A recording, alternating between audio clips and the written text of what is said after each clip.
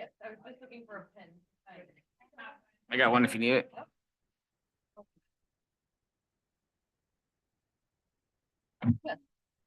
Thank you.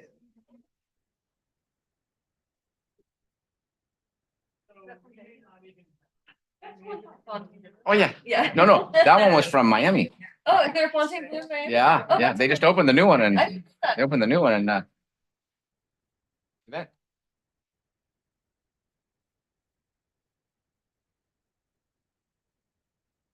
Right. Huh. Yeah.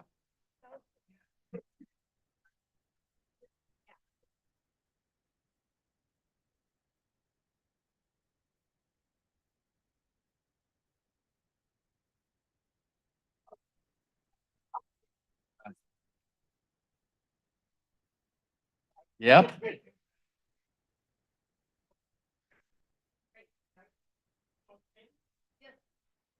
Oh, that's what I was gonna ask, just like a handful. Okay, summer. I Ooh, know. They're just ooh. talking. There you go, thank you.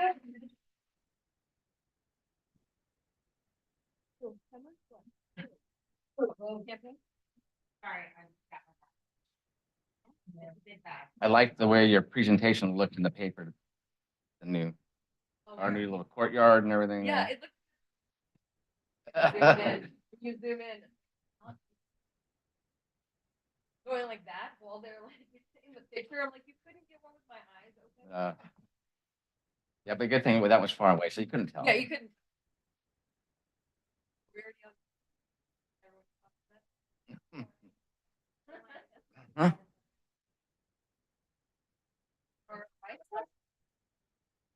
Always.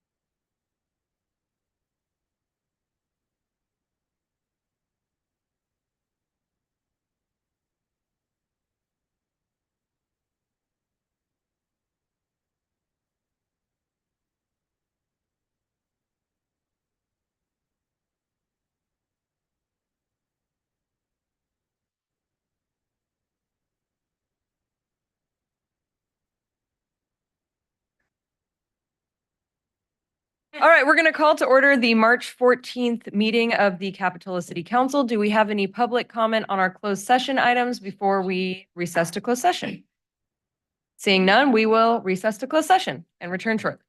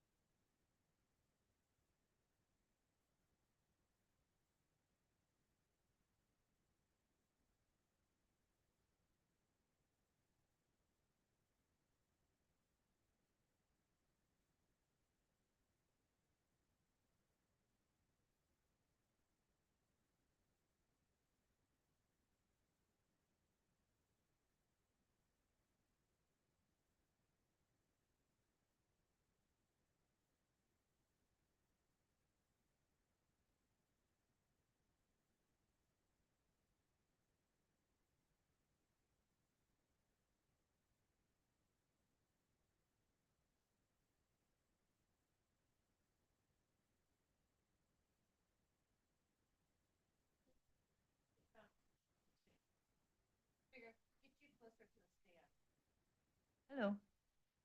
Very good. How are you?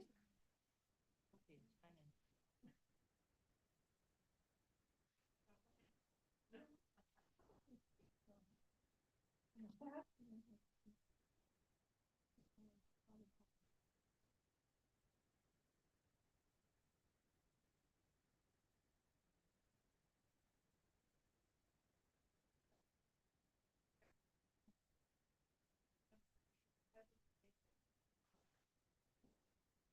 that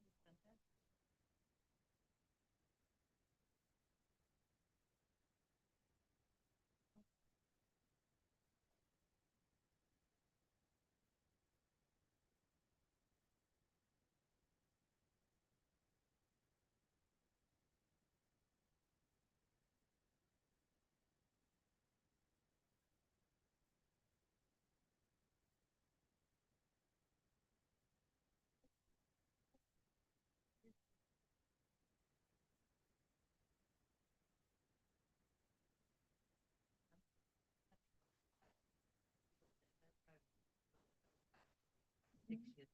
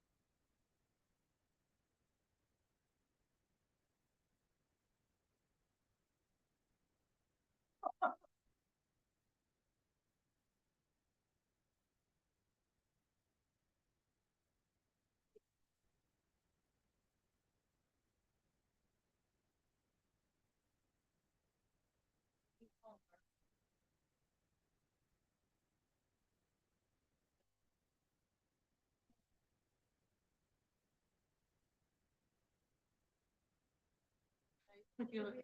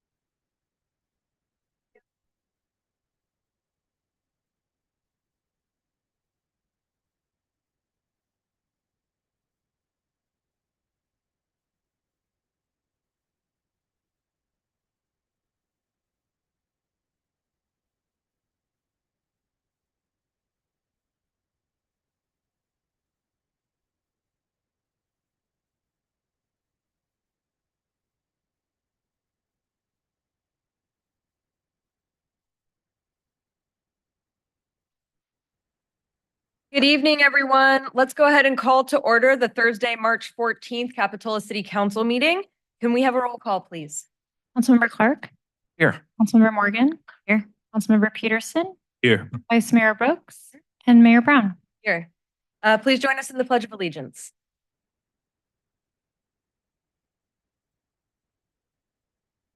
I pledge allegiance to the flag of the United States of America and to the republic for which it stands, one nation, under God, indivisible, with liberty and justice for all.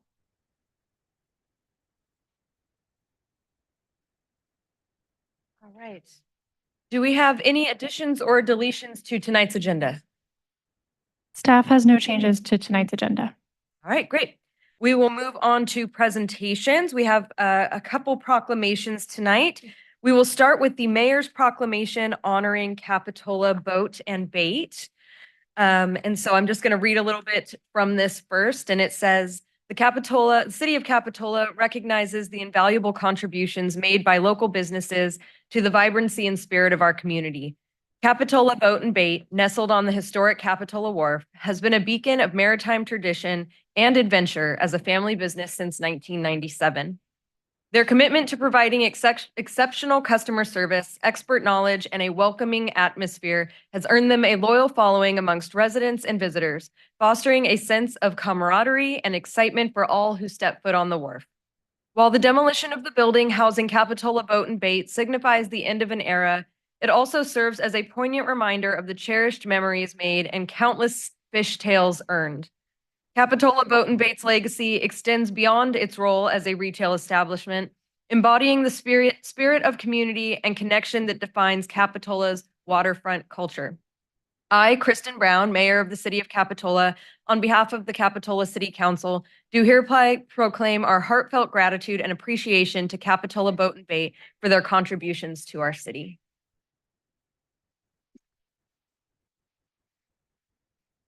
We have a bit of a slideshow here. Would someone like to come and accept the proclamation?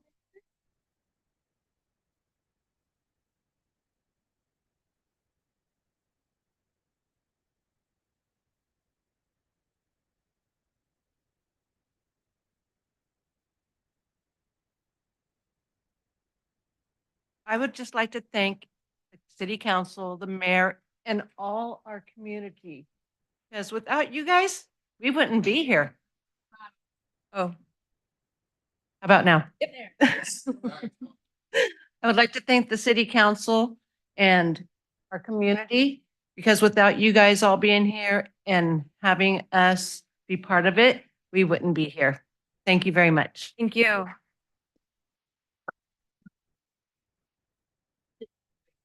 All right. Our next proclamation is honoring the Wharf House Restaurant.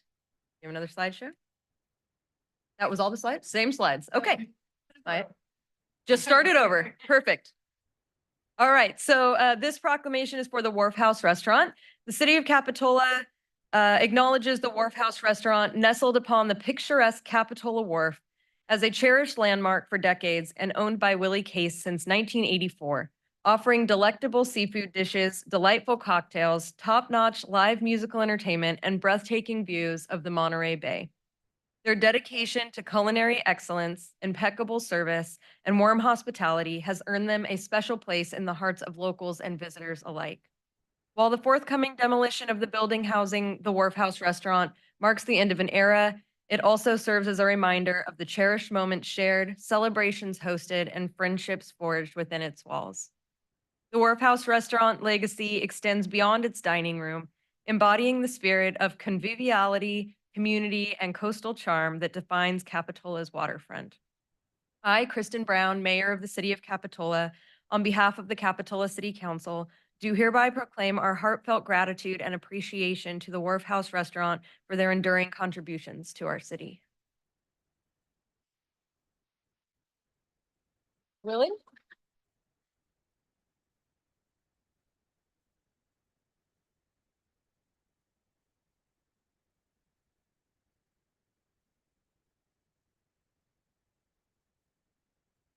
Thank you, Mayor / Supervisor, members of the council, members of the administration. Is this my obituary? Oh, I feel like maybe I'm attending my own funeral tonight. Anyway, thank you.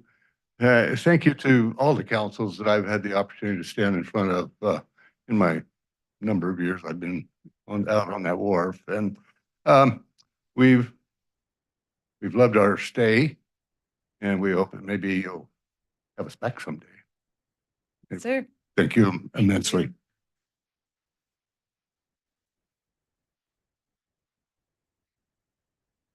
All right, our next presentation is the presentation of the 2023 Capitola Police Officer of the Year and Police Chief's Commendation Award. Great. Hand it over to the chief. Perfect. Good evening, Mayor and Council.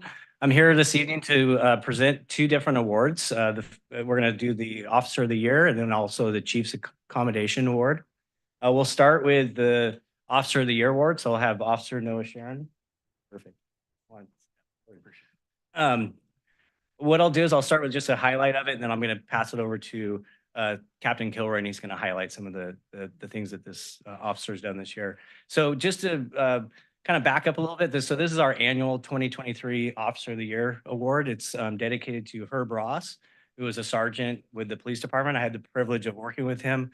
I started back here 25 years ago, and I got to work with him for about 2-3 years, and then he retired. We've carried on the tradition of this award, and he really stood behind three kind of big pillars for him, and that was integrity, professionalism, and hard work. And so those are the kind of the founding principles of this award. Each year, the command staff comes together and we evaluate all the different employees, and then we bring this year we had all the command staff come forward and unanimously vote in Noah Sharon as our 2023 Officer of the Year. So with that, I'm going to hand it over to Captain Kilroy, who's the command of our operations, and he'll give you some highlights. Evening, Mayor, Council, and staff. I'd like to just share some, again, highlights about Officer Sheeran, what he accomplished over the calendar year of 2023. This is not a comprehensive list. Again, this is only highlights. And just to give some context, I'd like to give some statistics for the department over that same period of time. So the department as a whole, we answered 14,763 calls for service. We took 1,585 reports, made 506 arrests, took 166 traffic collision reports, and wrote 1,438 traffic citations. Now, Officer Sheeran on his own took 238 reports, made 95 arrests. 17 of those were felony arrests. Another 17 were drug related. Took 19 traffic collision reports and wrote 289 traffic citations. Outside of doing that, Officer Sheeran also has ancillary duties with our department that include being a motor officer. He's also part of our red light enforcement team. He's part of our social media team, a very important part of our social media team. He does a great job and is most recently one of our drone pilots that we just launched our new program. He has led e-bike and traffic safety presentations 2 times at New Brighton Middle School and had a great connection with the school and the students there and staff and parents, actually, and has presented in front of council as well. Noah is active in any investigation that he can get himself into. Sometimes whether he's wanted or not, he's going to find a way to be a part of it. And he takes on any task that he's assigned and completes it diligently. Noah is tenacious and a motivated officer who cares deeply for the Capitola community and a great asset to our department. With that, I'm going to present our 2023 Officer of the Year award to Officer Noah Sharon.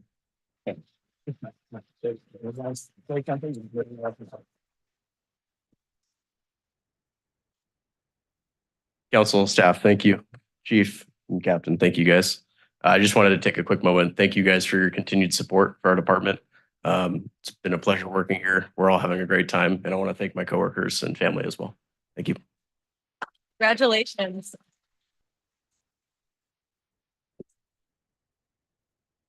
Right. And then moving on to the next award, which is the first time that I've been able to issue this award, which is an honor and a pleasure for me. And quite honestly, just a really outstanding work of the Criminal Investigations Unit. I know you've been getting briefings on that, but really the lead efforts of Detective Zach Currier. And so with that, I'm going to have Captain Kilroy kind of highlight the work that he's been doing in that unit as well. So I'm not Zach's direct supervisor. Captain Ryan is, but she's away at training, so I'm fill in for her. Zach was here when I was hired. I've had, I'd call it my opportunity to work with him as a peer, his direct supervisor, and now as a captain overseeing some of his ancillary duties as well. Again, talking about just calendar 2023, it was a busy year for our Criminal Investigations Unit. Unfortunately, that means that it's also a busy year for significant crimes for our community. So just to touch on some of the things that Detective Currier was the lead detective on some of his significant cases. We had a stabbing on Wharf Road where the suspect was ID'd and arrested. A sexual assault by a child predator. Again, that suspect was ID'd and arrested. An attempt sexual assault on a woman that led to, through Detective Currier's diligence, full confession, coordinated with an outside agency, Fremont PD, to have that person arrested. That person was arrested a second time for coercion and intimidation related to that case. And just one thing to know about Detective Currier, he has a big heart, and he's very skilled at connecting with people that he speaks with, whether they be victims, even suspects, whoever it is. He's just a good communicator. This particular victim told Detective Currier if it were not for his empathy in the way that he treated her, that she had ideations of self-harm, which she did not fulfill. Another case was a upwards of $150,000 fraud case from fraud checks from a business, a local business. Detective Courier ID'd, arrested, and got a full confession from that suspect. We had the armored car robbery at Bay Federal. He's still actively investigating that case. We had another robbery at the Comerica Bank where a tracker was given to the suspect. Detective Courier was able to coordinate with his CIU partner, Detective Young, the sheriff's office, and San Mateo PD to track that suspect, locate them outside of our jurisdiction and arrest them, and also recovered a handgun related to that arrest. Unfortunately, we lost two of our community members to homicides this year. The first was a vehicular manslaughter that occurred just off of Bay Avenue. When that occurred, there was very limited info on that case. We had just clips of a vehicle that basically showed lighting. We didn't know what type of vehicle it was. Detective Courier, at this point, I really got to see his tenacity and his investigative skills. He was able to establish the route that this vehicle took out of our jurisdiction by following up with residents who had security cameras, obtaining footage, matching it to the vehicle. Using further technology, he was able to finally establish what type of vehicle it was. And using the flock system that we have access to currently in other jurisdictions, was able to identify that vehicle, get a plate number, identify the suspect, and later take that person off at the mall and make an arrest. There's more. And then we also had another homicide where Detective Courier collaborated with El Cerrito PD.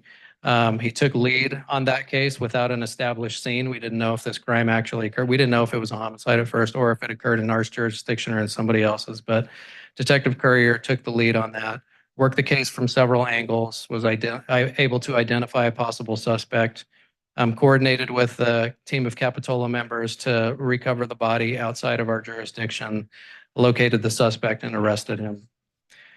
And most recently, we had another robbery at the Comerica Bank just a couple of weeks ago. And again, using police technology in collaboration with other jurisdictions, was able to identify and arrest that suspect within a couple of weeks. So that's a lot, but that's not all that Zach does. So he also has ancillary duties of a defensive tactic instructor, taser instructor. He's an instructor on a system we call the RAP, stop sticks instructor. He's been selected to our firearms team as an instructor. He's part of our peer support team. He is also part of our social media team, and he's one of our field training officers. Zach is an excellent representative of Capitola PD, and with his big heart and extreme skill at collaborating with other agencies, he's definitely a true asset to not only us, but our community. So thank you, Zach.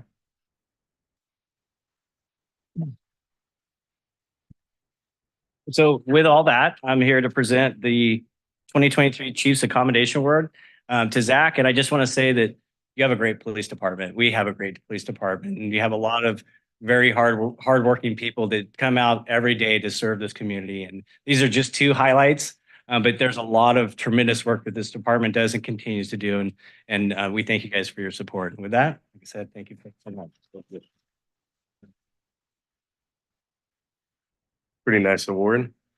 Mayor, City Council, I just want to thank you for giving me the opportunity, 7-8 years ago to work for this department. My stepdad was a sergeant here, so I grew up around this department. I have a lot of loyalty and love for this department. As far as those cases go, it was hard on me and my family. So I wanted to thank my wife, Sabrina, who's here with my baby girl. She'll be 10 months tomorrow, for all the hard, long nights, the sleepless nights. And then my mom for coming out and supporting me today from Arizona. And Chief and the police department, all my peers, thank you for the support and help throughout all my cases ever since I've been working here. I appreciate it, and I'm honored to have this award. Thank you.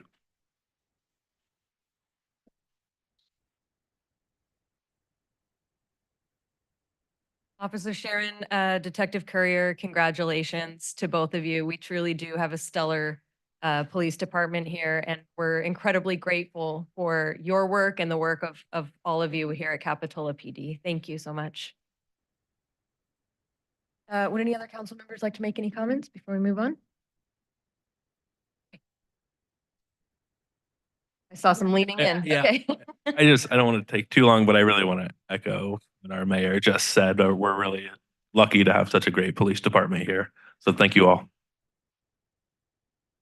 Not that they're listening back there, but congratulations. And just back to the boat and bait proclamation and the Wharf House, I just wanted to say thank you for what you've brought to our community. When I moved here over 25 years ago, that was one of my first stops, being able to fish out there. And I will not tell you if I was having the cocktail in or outside of the building that the Wharf House gave us. And it was just it's a special place. And I look forward to seeing what comes next and the work we can do in collaboration. So congratulations to our officers, and thank you to the two businesses here this evening. After being in law enforcement for 35 years, I really see what these guys do with it. It doesn't go unnoticed. So we have a great police department, and truly grateful, like all of us. Okay, we had a lot to proclaim tonight. So one more proclamation. Mayor's proclamation in honor of Red Cross Month, which is March 2024. And so this proclamation says, during American Red Cross Month in March, we celebrate the humanitarian spirit of Capitola and reaffirm our commitment to help ensure no one faces a crisis alone. Caring for one another is at the heart of our community and exemplified by the people of Capitola, whose simple acts of kindness through the Red Cross provide help and hope in people's most difficult moments. The contributions of the local Red Cross volunteers, 169 in the county, give hope to the most vulnerable in their darkest hours. Last year in Santa Cruz County, volunteers helped 23 households affected by 16 home fires by addressing their urgent needs like food and lodging, as well as providing recovery support. In addition, they installed 348 smoke alarms, collected over 4,013 blood donations, provided first aid and CPR training to over 3,209 residents, helped the families of 390 students prepare for disasters through our Pillowcase project, and assisted 75 families of our armed forces. Their support, volunteerism, and generous donations are critical to our community's resilience. I, Kristen Brown, Mayor of the City of Capitola, hereby proclaim March 2024 as Red Cross Month. I encourage all citizens of Capitola to reach out and support its humanitarian mission. Yes. Do we have? Yes, great.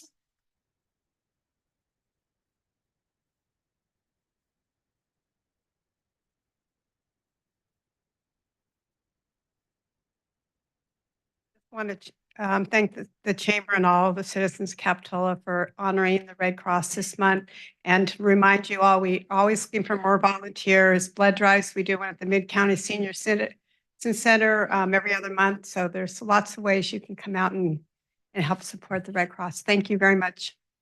Thank you. I also want to say thank you. With our previous storms that happened, we had some unfortunate events and trees went down in a nearby community. And within minutes, the Red Cross was there to help the families that were displaced, 4 families and their kids and their pets, and within minutes. So I just want to say thank you so much for the work you've done in the community the past, years with all of these storms. Thank you. All right. With that, we will move on. We're on item 4, which is a report on closed session. Good evening. Closed session was had on the item on the agenda and no reportable action was taken. Great, thank you. Item 5, any additional materials? Staff distributed the presentations for tonight's presentation items to City Council before the meeting. They're available in the agenda packet online and in the back for public review. Great, thank you. We'll go now to oral communications by members of the public. This is an opportunity for members of the public to address the council on items not on tonight's agenda. You will have 3 minutes to speak. Let me turn the timer here. 3 minutes to speak. Please state your name for the record if you would like it included in the minutes. Thank you very much. Hello, welcome. Gary Richard Arnold. Good to see you another evening here. It's like we're meeting quite often. 2 things.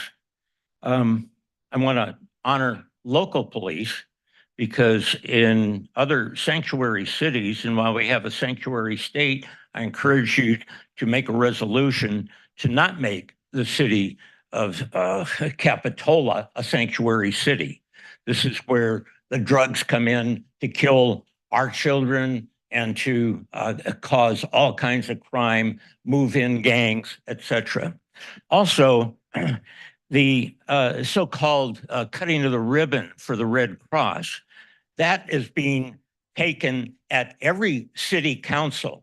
You have not decided this. This comes from AMBAG, which is a COG, a council of government, which the mayor attended last night, and she does not, or she has not in the past, written a report. It's a stealth organization. It's a COG, a council of governments, which is no more than a Soviet that's run by the UN and the World Bank. And you have no idea what they're approving for you folks out here. When they approve something, they're told they're going to get federal and state money. So they're tripling your damn tax, and they never let you know what these things are going on. It's not on community TV. You need to understand the stealth and evilness of what's going on with COGS. Pull out of the California League of Cities and pull out of AMBAG. It is, it's evil, and it's designed to destroy you and create a world government under regions, which are no more than Soviets. Also, your presentation or your praise for the Red Cross. The Red Cross, if you do not know, was involved in supporting Lenin. They had a Red Cross mission going, you know, after the Kerensky Revolution. There was a group going there. There were only 4 or 5 medical people. The rest were bankers. They supported Lenin. And right now, the Red Cross, if you can get that lady up here or have your police investigators look at it, they're supplying packets for those coming over the border by the millions where they can get free everything while you got people out on the streets here, veterans not getting a damn thing. And what you have here is on COPA. The last time I got in here, you were in a legal meeting, and I spread information for each one of you. I ended up with the city manager having a policeman handcuff me and take me out of here. Thank you for your because comments, I couldn't sir. communicate to you. You need to be Sir, your 3 representative minutes is up. and not Thank you for part your of a comments. Soviet. Hi, welcome. Hi, my name is Goran Papic.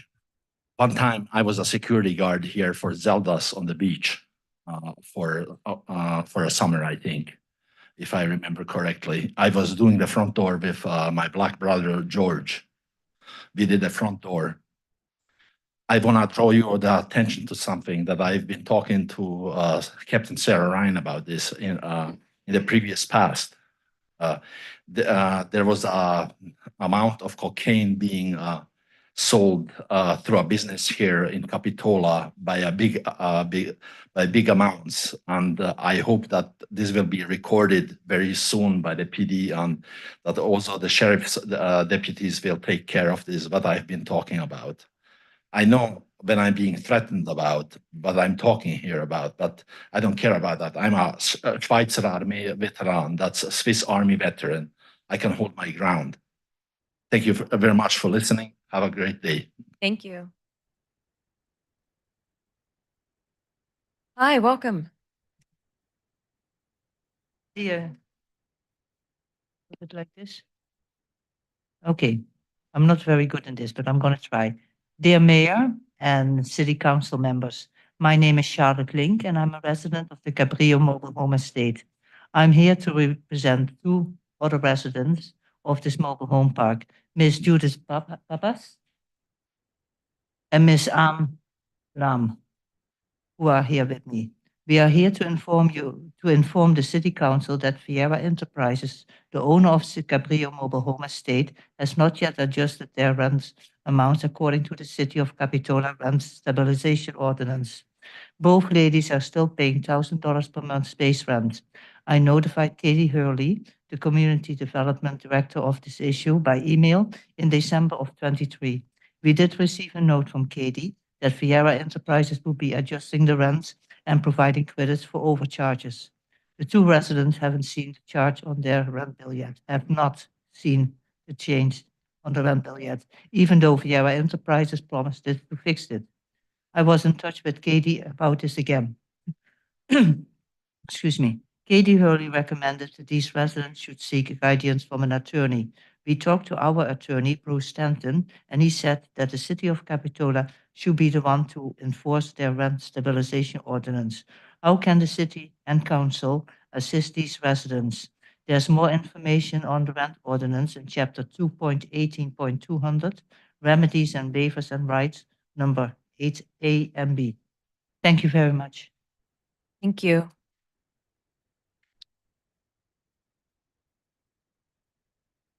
Hi, welcome. Thank you.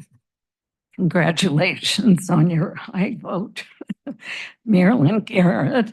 And when my daughter was little, she got the DPT vaccination. She's 55 now, but she got extremely ill, what you call adverse reactions. And fortunately, somebody recommended a homeopathic doctor. And I brought her up on homeopathic remedies after that. No more vaccines, no more antibiotics. So I've been reading up over these years, including on the COVID shots.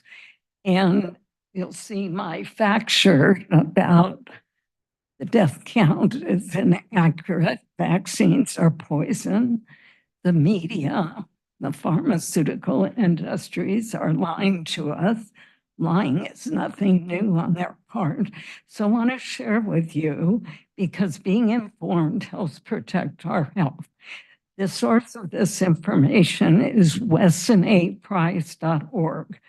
They put out a brochure, Myths and Truths about COVID-19, Contagious Virus or 5G Microwave Technology.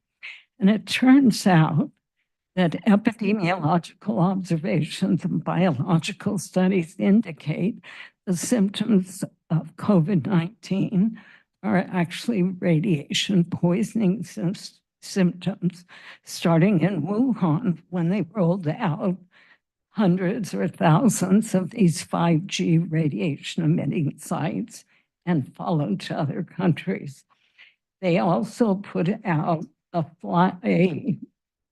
going to leave you with this because it's important to be informed, well-documented document, COVID shots for adults and children, what we know now. And it turns out there are more adverse effects and deaths from the COVID shots than from all the other vaccines combined. And the official reporting system, Vaccine Adverse Reporting System, as of May 2023, displayed nearly 2.5 million adverse events following COVID vaccination, including over 35,000 reported deaths. As I listened to the awards of your policemen here and about 2 homicides, he's doing his job, but there's no liability for the pharmaceutical industry causing deaths. So I'm going to leave you with this, and I hope you look at it carefully and avoid shots and avoid recommending them. Thank you for They're your dangerous. comments. We Thank you. appreciate it. Thank you.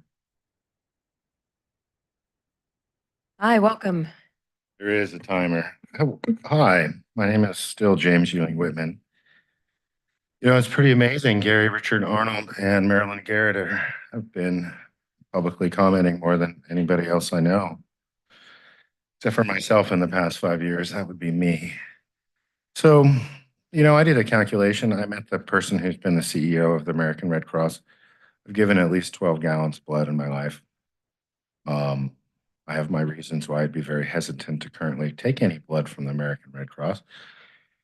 So I also did a calculation. I'm just kind of a nerd sometimes, and I figured in the 3 counties, San Benito, Monterey, and Santa Cruz, by information I got today, it's almost 712,000 individuals.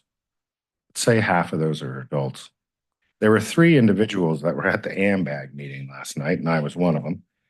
And I had a great deal of fun after the executive meeting where I just kind of described to them who I was and what I had been doing. I decided to introduce myself to the group as Heisenberg. Guys can laugh or not. So it's really quite fascinating. This is like 124 pages. I spent a couple minutes on this. This was the kind of the AMBAG schedule. It's interesting, the new characters that are in that group. It really reminds me about stuff I spoke of 3 years ago, where the Rand Corporation, established in 1948, would give Congress notes for their summer reading. So they didn't really necessarily have to spend as much time reading thousands of pages. I know in the county of Santa Cruz, by my count, and I'm probably way off in the low, and saying this is low, but at least 120,000 pages have been basically rubber stamped over the past 4 years. I mean, I don't have great attendance, but I have better attendance during public comments physically than any of the last 8 supervisors. So I guess I'm just interested, and it was sure nice to hear the awards in this room. It was sure nice to hear the awards in the county of Santa Cruz. I had been asking several times publicly, particularly when they tried to reprimand me for not being polite. I said, I am being polite. If the sheriff was here, I would be more direct. So I started my public comments saying it looks like Team Democide won again. So why do I say that? There's a huge difference between a constitutional republic sheriff and what I see too much, and I don't want to step on anybody's toes, would be a constitutional corporate democratic democide sheriff. So as I said, 2024 is going to be a real time for us to work together, and I would really like to see that. So thanks a lot. Thank you. Any further public comments? Seeing none. All right, we will close oral communications and bring it to staff and city council comments. Do we have any staff comments? None? Okay, we will start with council comments. We'll start at this end. Great. So as most of you probably know, the United States Coast Guard is planning to remove the Santa Cruz Mile Buoy. The iconic Mile Buoy is the only navigation aid in the North Monterey Bay. It's very important to our boating community and our mariners. What I would like to do is see our city council and the mayor put it on the agenda, and so we can oppose the moving of the Mile Buoy. I think it's very important. So we'll look forward to that. Everybody's in favor. Thank you. All right, thank you. No comment? Yeah, go ahead. I would like to ask staff to please look into the mobile home estates. I know that we asked in December for staff to support, or at least look into it to make sure that they were following the new requirements. You can please do that. And also I want to say congratulations to our mayor for taking the lead in District 2 County Supervisor. More to come in November for the community to still have to vote, but I'm proud to be sitting next to you, and I just want to say congratulations. And that's all I have. Thank you. Okay, I've got several comments. I will start with saying I'm in agreement with Councilmember Clark if we could get a letter in opposition of the moving or removing of the Mile Buoy. There's also been some discussion about an expanded marine protection area, which generally sounds great, but there would cause potentially some restrictions on recreational fishing in our area, which is problematic. And so I would like to see a letter of opposition to that expanded area as well brought back to the council on our consent agenda in the next meeting. I want to take a moment also to once again acknowledge the good work of the Red Cross. My husband is a Red Cross volunteer in the Sound the Alarm program, installing fire alarms in homes that otherwise would not have them or have old ones that no longer work. Fire safety is incredibly important, so I encourage those who are interested in learning more about Red Cross opportunities to reach out and consider becoming a volunteer. I would also like to ask staff to bring back a resolution making May 11th All Santa Cruz County Cleanup Day. This is something that is initiated by Pitch in Santa Cruz County. And so I think that that's something that's really important for us to consider, the efforts to clean up our county and have coastal cleanups. And so if we could bring that back. And then finally, just a notice. Some of you may have heard this on the news or seen it in the Sentinel, and I'm just going to repeat it again because I think it bears repeating. Starting just a couple days ago on March 11th, crews closed the Capitola Avenue overcrossing. This is part of the RTC and Caltrans Santa Cruz County multimodal corridor project, and the closure is going to be up to 14 months. And the closure is so that we can develop bus on shoulder and auxiliary lanes on Highway 1. And then there will be a demolition of the Capitola Avenue overcrossing, and it will be replaced with a new overcrossing that has safer bike and pedestrian facilities, which is really important because this is one of the safe routes to school. On Saturday, March 23rd, starting at 7 p.m., until Sunday, March 24th at 7 p.m., there will be a full closure of Highway 1 between Bay and Park. So please be aware of that. There will be a detour for that full 24-hour period. You might hear some noise during the demolition, but it's just we're making way for bigger and better things in terms of safer pedestrian and bicyclist paths. So once again, Capitola Avenue overcrossing is now closed for the next 14 months. Between Saturday, March 23rd and 24th, there will be a 24-hour closure of Highway 1 in that area. So please do be aware. Okay, thank you, ma'am. All right, we're going to move on. If there's additional council comment? No staff? Point of order, don't you have a Sir, responsibility to report public- from AMBAG? Sir, public comment has closed. To the public. Sir, this is your warning that you're interrupting a public meeting. Brown Act, This is your last warning for interrupting a public meeting, sir. make a decision. Don't you lecture Sir, me. this is your last warning that you are interrupting a public meeting. All right, we're going to move on. We're on our consent agenda. Item 8. All items on consent will be enacted in one motion on the form listed below. There will be no separate discussion on these items prior to the time the council votes on the action, unless members of the council request specific items to be discussed for separate review. I can move the consent. I'll second. Okay, we have a motion and a second. All in favor, say aye. Aye. Any opposed? Any abstentions? Motion carries unanimously. We'll move on to item 9, general government and public hearings, and item 9A is voter polling results. And I will turn it over to staff. Evening, Mayor and Council. So we're going to get a presentation from EMC. Jessica Polsky Sanchez will be leading the presentation. This is the first time we've used EMC for our polling and look forward to seeing the results. So Jessica, take it away. Thank you so much. Go ahead. Share the screen.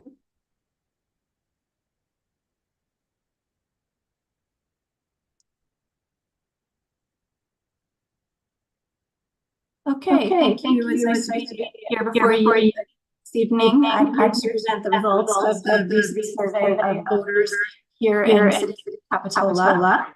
Here, tune that up a little. Okay, thank you. I'm going to ask that we have no more outbursts from the audience, please. The time for public comment has closed. There will be, Like to hear what's sir, going on. I understand, sir, and it is our responsibility to ensure that the people will hear what is happening, but I am asking that there are no further outbursts from the audience. There will be an opportunity for public comment on each individual item, comments based on that item alone. But I am asking at this time that there are no further comments from the audience at a time that is not designated for public comment. Thank you. City Clerk, is there an opportunity to turn this up? Jessica, I think what might help is turning your camera off so we can use the bandwidth for sound rather than using it up for video. Absolutely. 1 second.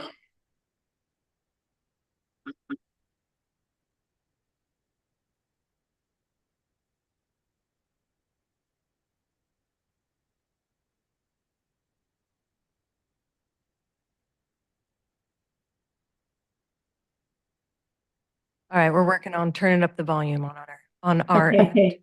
How does that sound?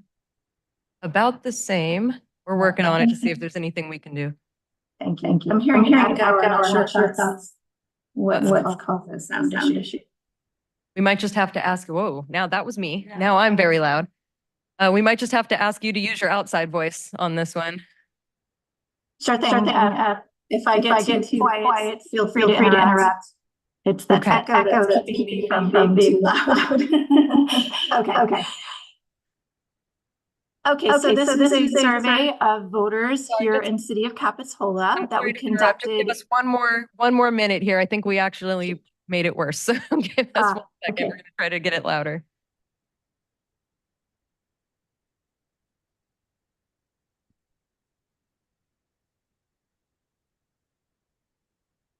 We're doing some troubleshooting here. Thank you for your patience.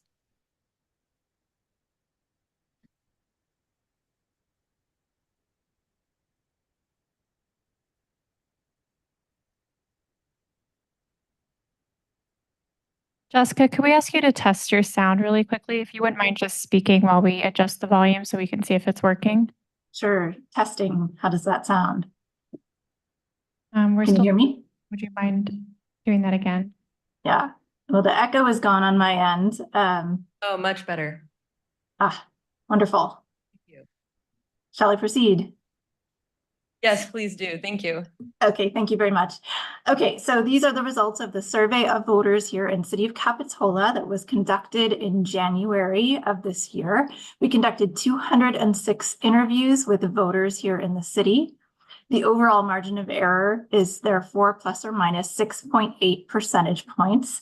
We did offer interviews in both English and Spanish. Live telephone calls were conducted by trained professional interviewers, and online interviews were collected by both text and email invitations to voters.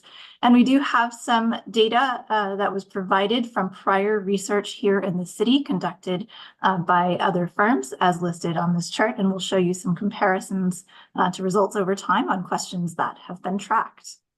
First, some key findings, and then I'll share some more detailed results. We do see that Capitola voters overall are optimistic about the direction of the community, and most say the city is doing a good job on its essential functions.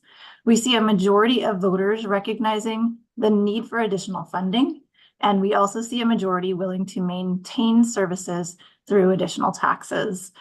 Maintaining public safety response, repairing potholes, roads, sidewalks, bike lanes, and the beach and New Wharf are top priorities for voters when it comes to additional funding.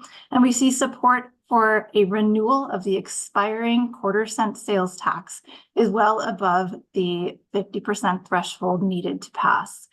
When it comes to a potential bond measure, we see voter opinions are more divided. So starting back at the beginning, a few questions that we asked in the survey to understand the overall issue environment here in the city. Do you feel things in Capitola are generally going in the right direction? Or do you feel that things have gotten pretty seriously off on the wrong track? And as you see, this question does not relate to the job the city is doing specifically. It's simply a question to understand how voters are feeling about how things are going very broadly. You can see here, the vast majority of voters in the city are feeling good. They're feeling optimistic. 75% say things are headed in the right direction. Only 19% say things are off on the wrong track, and 6% can't say one way or another. We asked this open-ended question, what do you think is the most important problem facing Capitola today, to see which issues would rise to the top as top mentions among those issues facing the city. Coming up more often than any other issue is housing affordability. 18% mention this, followed by infrastructure or beautification issues mentioned by 14%, storm damage, flooding, and wharf repair mentioned by 12%, followed by traffic and congestion, climate change issues, cost of living, supporting the local economy, and a variety of other issues, as you can see on this list. Here you can see trend data over time when we've asked voters how they would rate the job the city is doing on providing services and taking care of the needs of local residents. On the top, the most recent poll shows us that 12% rate that as excellent, 55% good, 24% only fair, and 6% poor. And those ratings compare very similarly to the ratings that we saw, or that you saw back in 2022. So 2/3 positive this time, 71% positive in 2022. When it comes to how voters rate the job the city is doing managing the city's budget and finances, we also see a majority giving a positive rating, 60% excellent or good, and 31% only fair or poor. So that is a positive rating overall for management of the budget and finances. And the numbers are similar to the numbers seen in 2022. With the closing of the gap there, fewer people saying they don't know. We see the filling in of the good category as well as only fair. We ask this question, generally speaking, would you say that the city of Capitola has a great need for more money, some need, a little need, or no real need for more money? And this is a question that has been asked over time here in the city. You can see now that 19% see a great need and 44% some need for more money for the city. On the other hand, 31% see little or no need. So more than half, but fewer than 2/3 seeing at least some need for additional funding. A couple questions that we asked in the survey to understand tax sentiment. We said, do you agree or disagree with the statement, I generally oppose increases to taxes regardless of what they are used for? We have 16% who strongly agree and 27% who somewhat agree with that statement, but the majority disagree and express willingness to support taxes. On the second statement, do you agree or disagree? It is crucial to have high quality city services, even if it means raising taxes. About 3 out of 4 voters at least somewhat agree with that statement. Okay, on the next slide, we'll share what happened when we presented a potential ballot question to renew the city's 0.25% sales tax. We said without increasing taxes, to protect essential city services, including public safety and emergency services, maintain parks, beaches, the new wharf, and recreation programs for youth and seniors, improve traffic safety, repair potholes, and maintain streets, sidewalks, and bike lanes, shall the city adopt a measure renewing its expiring 0.25% sales tax, providing $1 million annually for general government use until ended by voters with independent audits, public disclosure of all spending, and all funds staying local. If the election were held today, would you vote yes or no on this measure? And you can see very strong, widespread support for this renewal measure, with 75% initially saying they would vote yes, and another 3% undecided, but when prompted, which way do you lean? They lean toward voting yes. So that brings us to a total of 78% inclined to vote yes for this measure, 21% inclined to vote no, and 1% undecided. We also asked a series of questions around the potential components or outcomes to be funded by this potential measure, and individually asked on a scale from 1 to 7, how important is each of these to you, where 1 is not at all important and 7 is extremely important. So on this slide, we're sharing the proportion for each item that rated it as a 7, extremely important, along with a 5 or 6, at least somewhat important. Rising to the top of the list is maintaining public safety and emergency services. Almost universally, voters consider that important, with 58% saying that's extremely important. Followed by repairing potholes and maintaining streets, sidewalks, and bike lanes. Again, almost universally important to voters, with 50% who rate that as extremely important. Other items also very, very important shown on this list. As you move down, these are ordered based on the portion rating it as a 7, but there are items on the list that are overwhelmingly important, like maintaining the beach and new wharf, supporting local businesses, and so on and so forth. We also asked these items in the series. You can see here that the items on this slide are important to the majority, but with lower intensity than the items seen on the prior slide. The last three, kind of related to a potential bond measure, are a little bit lower priority than the other items. We also offered some additional information in the survey on the features and benefits of a potential sales tax renewal measure. And we asked how convincing is each of these as a reason to support the measure? Is it very convincing, somewhat convincing, not too convincing, or not at all convincing? And you can see on this slide the portion that rated each of these as very or somewhat convincing, with the totals on the right-hand side. So rising to the top is the mention that by law, essential purchases like groceries and medicine are exempt from the sales tax to help ensure the measure is not a burden to those on fixed incomes. Certainly a very important piece of information, and 88% consider that a convincing reason to support the measure. The second one highlights that the measure does not increase taxes. It simply continues an existing voter-approved funding source. That is convincing to 81%.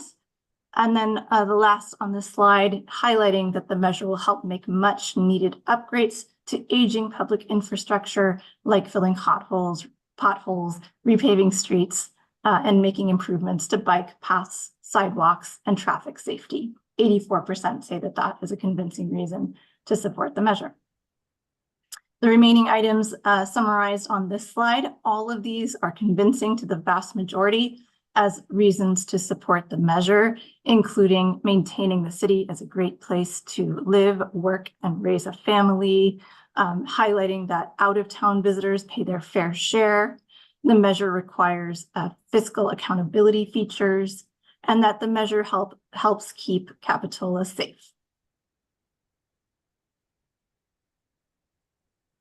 Once this information was provided in the survey, we once again followed up about the potential measure, asking voters, given everything you've heard now, how would you vote if this measure were on the ballot today? And you can see that the additional information increases support for the potential measure. On the flip side, we also offered some information that you might hear, or some statements that you might hear from somebody who would oppose the measure. We summarized things like, now is not the time, the cost of living is high, this measure is going to be hard for people to pay for, families are struggling, and things like that. And so we asked, after an opposition statement, given everything you've heard, how would you vote? And you can see there is quite an impact after opposition, with 60% supporting the measure after the statement, but still well above the 50+1 threshold for passage. Wanted to share a look back at historical poll results, as well as revenue measure results in elections here in City of Capitola. Initial support for a renewal of the quarter-cent sales tax today is similar to the level seen in polling ahead of Measure F, which was a 10-year extension of the expiring quarter-cent sales tax. We do, however, see that the current measure is a bit more vulnerable to opposition.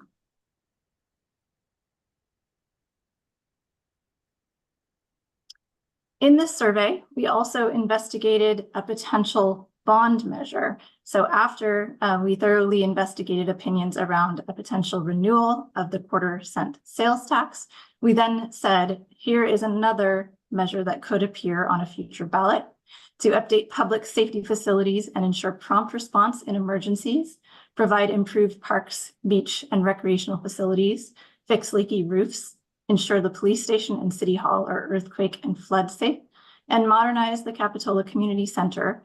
Shall the city issue $30 million in general obligation bonds at the rate of $49 per 100,000 of assessed property value, averaging $1.5 million annually until repaid, with independent oversight and annual audits, and all funds benefiting the City of Capitola. When we asked about this measure, we saw roughly half of voters inclined to vote yes, and the other half inclined to vote no, although the yes outweighs the no by just a couple percentage points.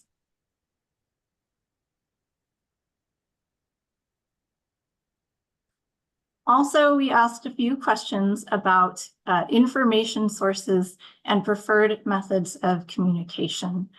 So here are some sources where people might get information about Capitola city government. And we asked about each one, how useful is this as a source of information about city government? Very useful, somewhat useful, or not useful. And so you can see rising to the top, local news media, which 24% find very useful and 44% somewhat useful, followed by the city printed newspapers, which more than half, 58%, consider at least somewhat useful, followed by the city's website or posts on Instagram or Facebook, 56% saying that's at least somewhat useful. And then lastly, just under half saying that the city's digital newsletters are at least somewhat useful. And on this question, if you were interested in a city issue and wanted to learn more, in which of these would you most likely participate? And we offered these responses: attending an in-person meeting, watch on YouTube or the city website, attend a Zoom meeting, send an email or letter to the city, watch on community television, or none of these. And you can see the most commonly selected are attending an in-person meeting or watching on YouTube or the city's website, about 1 in 4 mentioning each of those. Similar to what we saw, what you saw back in 2022, although we've seen an increase in the portion saying that they would watch on YouTube or the city website. So in summary, we are seeing support for renewing the existing quarter-cent sales tax is in a strong place. We see that a potential renewal measure is somewhat vulnerable to opposition, but given that tax sensitivity is relatively low and that support remains above the passage threshold even after opposition, we think that a measure to renew the current quarter-cent sales tax is certainly feasible. A bond would face a more difficult path with a 2/3 threshold for passage. But we do want to point out that we tested a potential bond measure after exploring a sales tax measure, including opposition arguments against a measure. We do think it's important to involve the community in a conversation about any potential measure. We need to make sure that the need has been clearly communicated for revenue to maintain quality services, emphasizing the benefits to the community. And when it comes to those benefits, the ones that align well with voters' top priorities include maintaining public safety response, roads, and the beach and the new wharf. Other priorities also rise to the top as being important to the vast majority, like youth and recreation, and support for small businesses. So with that, I am more than happy to answer any questions you have about the survey results. Thank you. Council questions? Questions on this end? On this end? No? All right. Thank you so much for that presentation. We really appreciate it. Thank you. We are going to bring this item now. Can we turn us down just a little bit? Oh, thank you. We are going to bring this item now to public comment. If there's any member of the public that would like to address us on this item specifically, please approach the podium. Welcome back. Yes, my name is James Ewing. Correct me, can I make comments on this? I mean, this was about a poll that was given. Doesn't seem like it was actually much about the election. So if I can talk about kind of elections, or should I just talk about the poll? Because otherwise I'm not going to say anything. Yeah, so this public comment is specifically for, yes, the poll, these polling results. Fair enough. Thank you. Okay, seeing no further public comment, we'll bring it back to council. This was just informational, correct? We're just receiving the survey. There's no vote on this? There's no vote needed. Staff is looking for direction, whether you want to give us direction about any potential further actions to take in this regard or anything else. All right, additional comment? Comments from council members? Comments on this end? Well, so is now the time that we're discussing whether or not we want to actually put it on the ballot? It would be an appropriate time for us to discuss that? Certainly, it's an appropriate time to discuss it. The deadline to place an item on the ballot is August 9th, I believe. So we would need to do it before July. So we do have time, but if you would like staff to research anything further, engage with stakeholders, any kind of direction, if you want us to bring back more information about other forms of tax, now would be the time to let us know.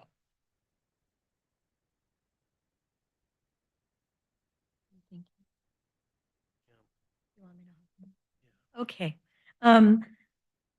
This was fascinating information. It's really great news. I think with us knowing about the ending of Measure F coming up and our deficit spending in the budget within the next 5 years, I'd like for staff to come back with some different options for us to choose what we're going to put on the ballot based off of this information. So we have the quarter cent option. I'd like to look into what a half cent option is, as well as perhaps looking at, and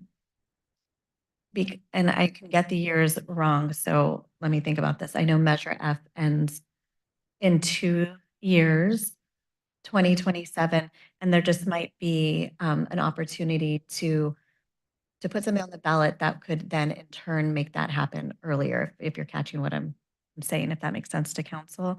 So if staff could come back with just an option of perhaps asking the community to vote on something that would essentially supersede or Measure F in the meantime.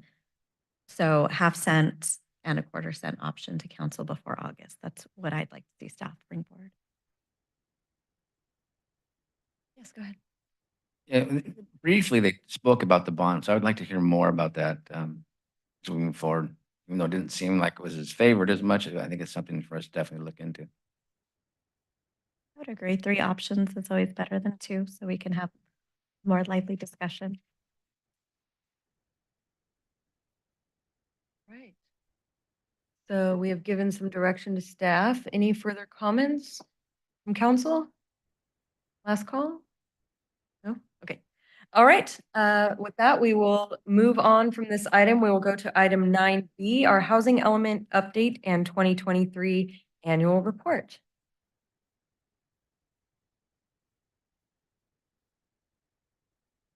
Do we have good news? Do we have good news? Do we have neutral news? Anything other than bad news? Got great. Guess we're gonna find Actually, out. We have some good news here. Okay, I wanted to give, it is really loud. Okay. Okay. Tonight I'm going to give you an update on the Capitola on 3 things: our housing element, our implementation plan, and our 6th cycle or a 5th cycle update. So first I'll give you an update on the housing element. How's the volume? Hold on, I think we're just gonna wait for the volume a little bit. Can you test your mic one more time? Can you tell us again what we're getting an update on? Getting an update on the housing element. It's still pretty loud. Is that better? Good. All right. Okay, thank you. We're good. Thank you. That's technical difficulties tonight. Okay. So our 6th cycle housing element, we've been working on it for about 1.5 to 2 years at this point. Next slide, please.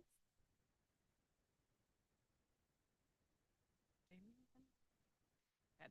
So the most recent update, I brought you an update, I think 2 meetings ago on the mall site, and we were discussing the need that came from the property owners of the mall during that sent in a letter about our housing element need for extra height, and also to remove the floor area ratio from the parking garages from the floor area ratio calculation. We during that meeting, further guidance was given to also include objective standards to make sure the design works well. And then we had a representative from Merlone Geyer who spoke in front of the city council, and they asked that we look further into the number of units that were assigned directly to Merlone Geyer. So after I've had several meetings with Merlone Geyer in the past 3 weeks, and we will be meeting again as soon as we have our next update. But we've been working closely together.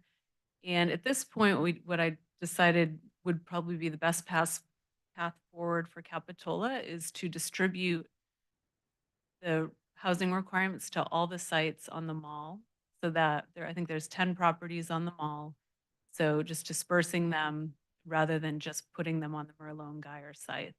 And so all of the properties on the mall would have these, actually the way we had originally drafted it would be subject to these allowances of additional height and floor area ratio. But this will disperse the housing over the whole site. There'll be a 15% affordable housing requirement for very low and low, and then a 5% requirement for moderate income.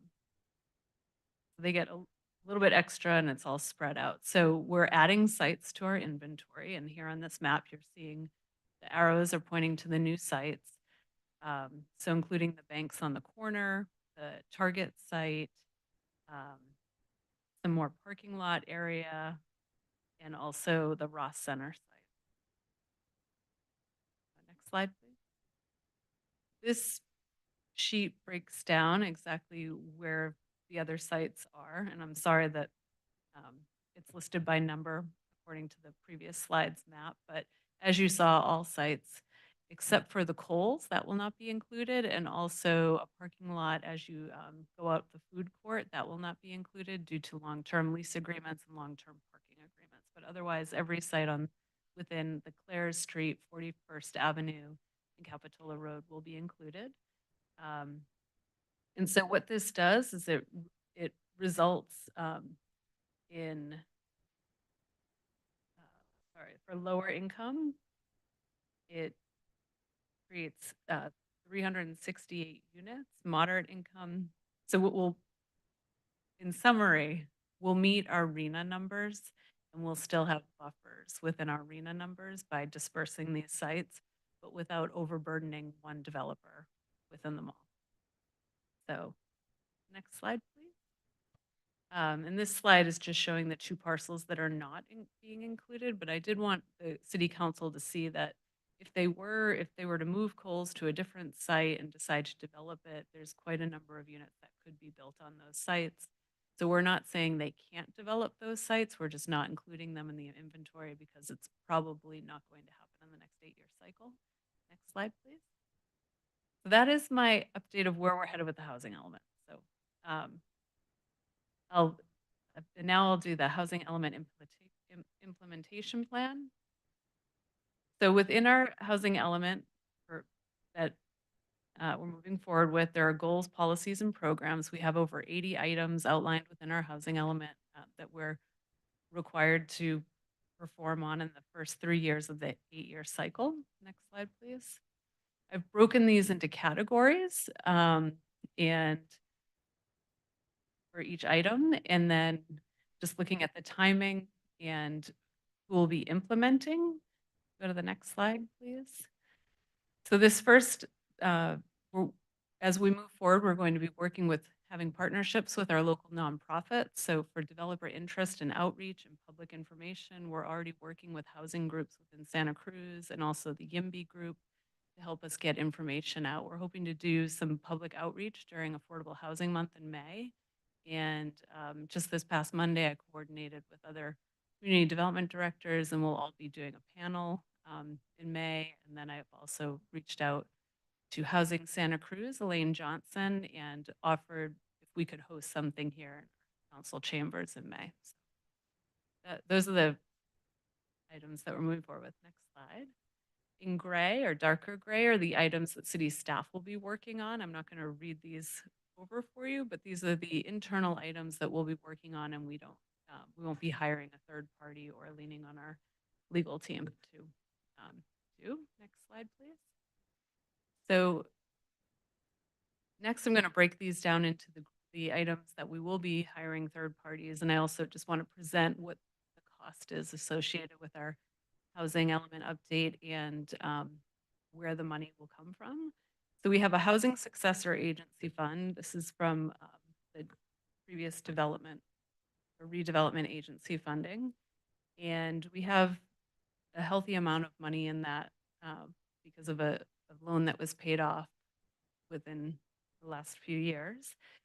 So out of the Housing Successor Agency Fund, I'm proposing that our emergency rental assistance continue to come out of that fund, as well as our security deposit program.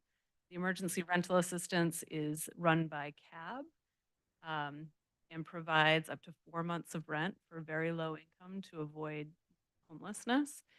And it's been a very successful program, and we currently give $25,000 a year towards that. So over the 8 years, it'll be $200,000. And then our security deposit program, in which we allow up to, I think it's 1 month's rent, which is given to a low income would qualify for it. And at the end of your rent, we get the money back. So $7,500 over 8 years is $60,000.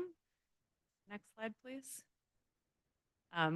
Grants, we currently have, I'll start with the second grant, the municipal code updates. We received the REAP 2.0 grant and are working on code updates with that money. And then also rehab projects for, we're going to be, it was the last city council meeting in which the city council gave us direction to move forward with Paul Ashby to start applying for a home application for a rehab project of the Dakota Apartments, which is on the corner of Claire's and Capitola Road. So we have a little over 800,000, or almost actually close to 900,000 in money that has come back into our home fund, reuse money. And then we are talking with them now about applying for up to about $3 million in rehab. Somewhere, I think 3 million would be the higher limit there, so up to.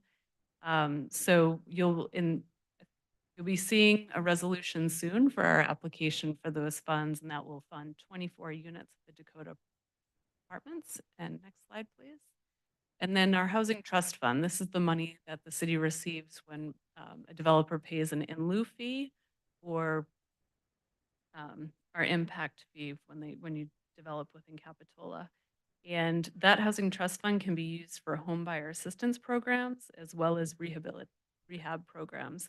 So I'll be working with Sam's team on these projects of creating programs for home buyer assistance and rehab. We've had programs in the past and we'll be bringing them back. The initial cost associated with developing these programs is about $25,000 each. And then once we have the program in place, the ongoing costs are at about $325,000 combined over the 8-year period. So that summarizes where we are moving, how we're moving forward with implementation. And the good news is none of this is coming out of the general fund. So the Housing Successor Agency, there's close to $2 million in that account. And I think we've discussed in the past, that money can also be used for affordable housing projects for development. So it's a nice healthy balance. And then the grant money will be really exciting if we can get that for the Dakota. So next slide, please. So next is our annual housing report. I just want to bring you up to date with our numbers for 2023 and the closeout for the 5th cycle.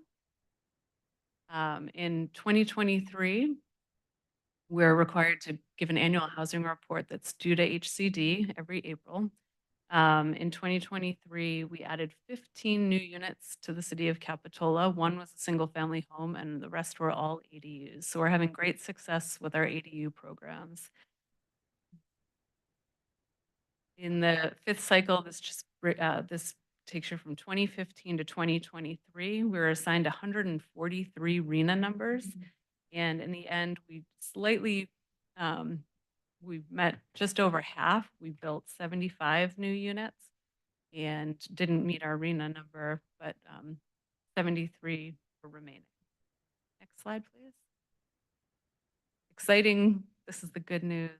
We've got 2 projects, one that's been approved at 4401 Capitola Road, 36 units, and Planning Commission will be reviewing an application for another affordable housing, 100% affordable housing project at 1098 38th Avenue, hopefully during their April meeting.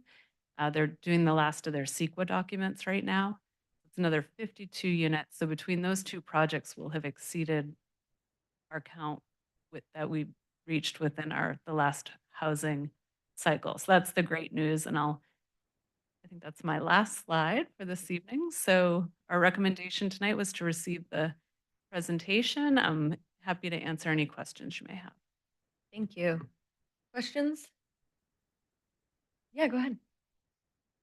Thanks. So, my first question is that you've been meeting with Merlone Geyer a lot recently, and I'm wondering if there's been any discussions about a potential timeline for redevelopment. Well, they're now not saying that they are not going to redevelop within the 8-year period, so that's exciting. So, within the Simply cycle, 8 years. yeah, our next housing cycle is the next 8 years, and I think they're really happy with the direction we're moving, and it seems a lot more positive, but they have not, to my knowledge, started designing a project, or I don't expect one within the next year. But they've been great discussions, and it's definitely headed in the right direction. Thank you. And then, regarding the 6 additional sites on the Capitola Mall, I'm wondering if there has been any communication with the owners of those properties and if they have suggested one way or another if it's likely or unlikely to be redeveloped. You know, I haven't heard from any of the other mall owners at this time. I know the Citibank is vacant at this time, and there's a recent new buyer. And then, my third question is about the security deposit program. I see that it's expected to cost $60,000 over the next 8 years. Is that right? Is that off? We go back to that slide, maybe. That was gonna be my question. Is that like assuming none of the money comes back? Or is that including the money that's being recycled into the program? So sorry, that's over the 8-year period, but it's not factoring in the money being recycled. So it's just, there'll be a balance of 70. Every budget I move forward for $7,500, but if there's money returned, it's just reutilizing that fund. So almost every year the program is growing in its ability. I'm sorry, no, it's recycled, so it's recycled funds. Jamie, do you? I think more often than not, I think we ended up, so this is a countywide program. All the jurisdictions are putting money in, and my understanding is at this point that we actually put our initial money in and they haven't asked us. We haven't had to put new money in. I don't remember about last year, but the first couple of years, I know that it was just self-perpetuating. So we won't be putting another $7,500 in per year I because think there may, we already put that yeah, I think there amount may be in and some it's years. cycling through. Yeah, there may be some years when we need to, but Mhm. in general, I don't think it's an every year expense. Thank you. Questions? On the 38th Avenue project, was that the Mid-Peninsula Housing one that we had about 10 months ago? Yes, we gave them initial funding towards pre-development costs. Thank you. Did I hear you correctly say that Merlone Geyer is not planning to do any redevelopment in the next 8 years? Oh, no. So I think, I'm sorry. That's what I thought I heard. I just wanted to clarify. Sorry, with the initial letters, they were, so, sorry. The initial letters, that was the stance they were taking, is the numbers that we put on their properties was making it infeasible and they would not be developing those in the next 8 years. Now that we've made it more practical, I think it's more of a possibility. Okay. They have not given me a timeline for when they will be developed. All right. Well, let's hope it's in the next 8 years. And then I remember, I apologize. I recall us as a council talking about a land use study to incentivize development on the mall property, but I can't recall what the timeline was like for that, or if we had put money towards it, or I just can't remember. Can you remind me? Sure. So we have $25,000 towards a study for the mall for land use incentives for redevelopment. We have begun working on that study, but due to the recent events with our housing element, we're putting that on pause because we're actually implementing probably the #1 strategy that would have come out of that study. So Cosmont is on hold for now. Once we've moved forward, once we have a certified housing element, we really don't want that to get in the way of the housing element update. Then we'll bring forward either an update on what we think we should be doing with that, or we've got our plan is to move forward with the menu of options for land use that it can help with the rest of the corridor, actually. Those the findings. Thank you. I just have a follow-up on that. So has the $25,000 been spent yet, or is it possible that we may not spend that if we decide that we don't need it at a future date? A decent portion of those funds have been spent. They've They been have. preparing. They've been working on it They've already. been working on it. Okay, Mhm. thank you. I had in conjunction to your question about Merlin Geyer, are they or have they been in the past talking to the other owners, like say of, the Olive Garden spot or other things that could possibly maybe tie into? So numbers? during the 2019 development, they definitely were talking to the adjacent property owners. Yeah. And they all have to vote and agree on things in order for projects to move forward at the Capitola Mall. Okay. So there is definitely a level of communication that happens with any development that goes through the mall properties. Okay. All right. Thank you. All right, seeing no additional questions, we will bring this to public comment. If there is any public comment on this item about the housing element update and 2023 annual report. Seeing none, we'll bring it back to council. This is also just receiving an update. Does staff need any guidance from councilors? Just informational. It was informational, but if you have any concerns about the path we're taking, it'd be great to hear that now. Any concerns? No concerns. Thank you. Thank you. All right, we'll move on to item 9C, which is the special events and park regulations. And we'll welcome Nikki.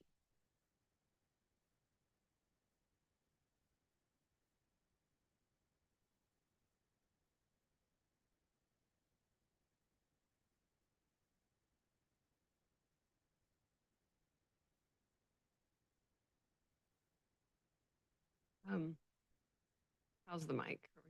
Yeah, good. Okay. Okay. It's on. Oh. Okay.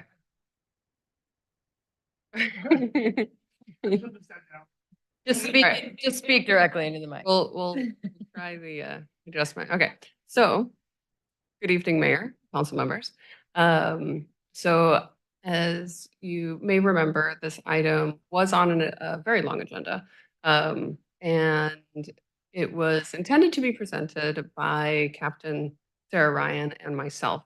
Due to scheduling conflicts, she was unable to be at this meeting, so I am presenting for both of us. However, here with us is Esme, who is the individual in the police department that processes all of our special event applications. And so when come time for questions, she will be available to answer in a significantly more detail than I would actually be able to. So but you kind of know where we're going with that. So the intent here is to introduce the special event application process as well as a park regulation permitting process, and to create a comprehensive permitting system for public assemblies, events, and use of city property to be consistent with First Amendment right to gather. So as you're aware, our city produces 2 levels of special events. We have a major special event permit process, which serves over 200 attendees and has impacts to city services. We also have a minor special event permit, and that's intended for for less than 200 attendees and would be requesting minimal impact to city services. I'll go to the next slide, please. So this is just a quick reminder about what kind of events in the city are major special events right now. And the next slide, please. And then these are the events in the city that are currently as a minor special event. Go ahead. All right, so the ordinance here before you is really taking kind of the process for our special event permit and making it a clean and consistent process. So currently, there are minor special events have no threshold for specification. The proposed changes to minor events would be more specific about 75 to 200 people and not requiring road closures. Currently, our general events do not have any thresholds. Our major events with the proposed changes are specified as being more than 200 people and requiring closures of major roads. The proposed changes updates the language to protect the protect expressive activity by the First Amendment. These changes, currently, there is no set fee schedule for special events. And so the proposed changes would be that, not at this meeting, but another one, council would set special event application fees and cost recovery fees for services needed. And then currently, all of the kind of things that fall outside of any special event permit process is solved through an encroachment permit. So the proposed changes actually allow us to eliminate and determine what is not based on the updated process. Go to the next slide, please. Now, as you had noticed that there are numbers, they start at 75 for a minor and then go up from there. We in parks often have individuals that are approaching us that are smaller groups and they're looking for a process. Currently, in parks, it is a first come, first served basis. So if you wanted to have your reunion gathering in one of the parks, you would just first come, first serve, show up. So in the top 5 things that cause conflict in recreation, this is one of these issues, which is why we're talking about it. Right now, recreation currently manages field and court rentals through a rental/permit process, but it's very specifically for renting fields or renting our courts for athletic uses. The public often inquires about a process for these small gatherings. They come in and they ask us about how they can do their bounce houses, what kind of barbecues that they can have in the parks because they're planning their birthday parties. And currently we don't really have any answers for them because of that first come, first serve situation. Having a park permit would provide an actual procedure and it would put us in alignment with all of the other parks and recreation agencies in our county. Currently, we are the only ones that do not have a process such as this. It would be used for small groups up to 74 people, because at that 75, we would be switching to a minor special event. And then obviously this would not be for an expressive activity, sorry. And if this is approved by council, the recreation staff would be developing an application packet. An application packet would detail the required information for renting spaces that are available and kind of the information necessary. Some of the things that we would detail, if you'll go to the next slide, please, is the specific locations in the parks that are available for permit. So regarding Esplanade Park, an individual, if they were wanting to coordinate, say, their reunion or something, they wouldn't have access to the whole, they would have the bandstand, they wouldn't have the dance floor. It would be specific to the red-lined grass area. The ordinance that was drafted that is in the packet details that in Esplanade Park, bounce houses and barbecues would not be allowed. Next slide, please. Oh. Okay, thank you. So here we're looking at Jade Street Park. We have had situations in the past where people have tried to do field rentals for larger gatherings in order to like have a birthday with a bounce house. So we would identify areas of the fields, sports fields or athletic fields that could be used for those kind of events. But the advantage of having a park permit is that within recreation, we would also be able to effectively communicate to individuals when the fields are rented for the athletic use purposes. In addition, we would be identifying the grass spaces towards the close to the community center. Currently, we often have individuals that are hosting birthday parties, and they will sometimes set up bounce houses in that area without any communication. And so we are identifying this spot as an interest to the community for these kind of events. Next slide, please. And then also in Monterey Park, again, there is the athletic field potential conflict with individuals that are looking to have their small groups. And so we would be able to identify that maybe the front part of Monterey Park could be identified for a small group gathering and still have the actual soccer field use available, but can coordinate those kind of schedules since we are already working with the field rental schedule on top of that. All right, so excuse me. The staff is currently working on a fee study to update the fee schedule. The updated fee schedule will include recommending billing rates for city resources associated with special events as well as park permit. Staff expects that fee study and schedule to be presented to council this spring or at an earlier meeting. And then the recommendation for this evening is introduced by title only, waiving further reading of the text, an ordinance of the City of Capitola repealing and replacing Capitola Municipal Code, Chapter 9.36 Special Events, and Chapter 12.40 Parks Regulations to create a comprehensive permitting system for public assemblies, events, and use of city property. And with that, I am available for questions. Thank you. Questions? It's a good time to not ask questions, but give you comment on maybe changing some of the locations. I think we'll do questions first and then we'll come back to comments after public comment. Questions? Oh, sorry. Questions on this? Okay.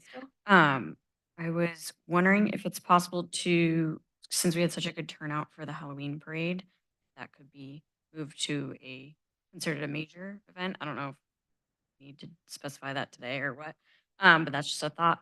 And then how would we be regulating the areas that are used? Like if they're just supposed to use the grass at Esplanade Park, how do we keep that contained? Yeah, so people will do as they do. But to the benefit of having an actual permit process is an opportunity to very clearly communicate the expectations when they go through the permit process. It gives staff the opportunity to explain that maybe that's not the best place for your wedding, but it also gives staff, to outline any insurance situations that might be necessary for having a bounce house involved with your event. And so the permit would outline the expectations, and then if they are not following the expectations and staff will receive a complaint, then we can follow up. Okay, and then in regards to using like a sports field, so you guys would have to be responsible of knowing the field use for recreation versus when they would be available for rental. Correct. It wouldn't be like a going on at the same time. Correct, yeah. So because we're already managing the rental of all of our athletic fields, we're very familiar with the schedule. And if someone were to approach us to permit the space, then we would be able to check the space, check the schedule, communicate with them anything that they might they might experience with their gathering, and then work with them to identify what would actually work for the whole community and good use of the public space as well. Okay, great. Thank you. Those are my questions. So thank you, Nikki, for the presentation.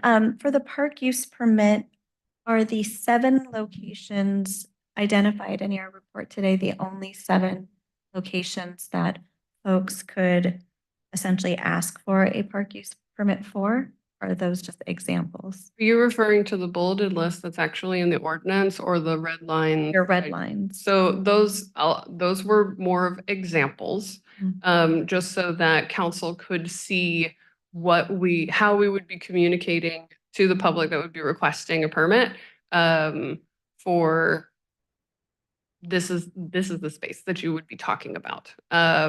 We would need to just do a little bit of a further analysis for each spot in order to communicate effectively in the application. So the park use permit is for any location, any park at any time that someone can, I guess, because what I'm envisioning for the other cities is that there are designated areas. I would go online, rent Monterey Park Space 1. I don't see any spaces identified in this park use permit. I see the red lines, but there's nothing specifically identified, so I'm just looking for clarity. Yeah, so it's a little bit of A, a little bit of B there. So in the ordinance that is in the packet, there's a bulleted list of parks that are very specifically outlined that are available to permit.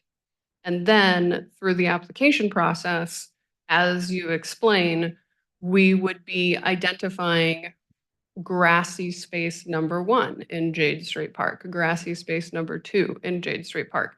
In our other local parks and recreation areas, it's like picnic areas is often what it's referred to. We don't have any picnic areas, so we have to talk about kind of those spots. And so the map with the red lines drawn is kind of like how we would start to communicate. And there are more details to come as you identify. We would be through that application process giving an option of like checking grassy space number 1 at Jade Street Park is what I'm interested in permitting. Is there a reason that council hasn't received the identified? It's hard for me to approve a general park use permit just because this locations haven't been identified on what's rentable to the community. Is there a reason that you haven't identified them first, or you're going to bring them back after we would approve this park use permit? Well, I'm happy to take feedback now on it.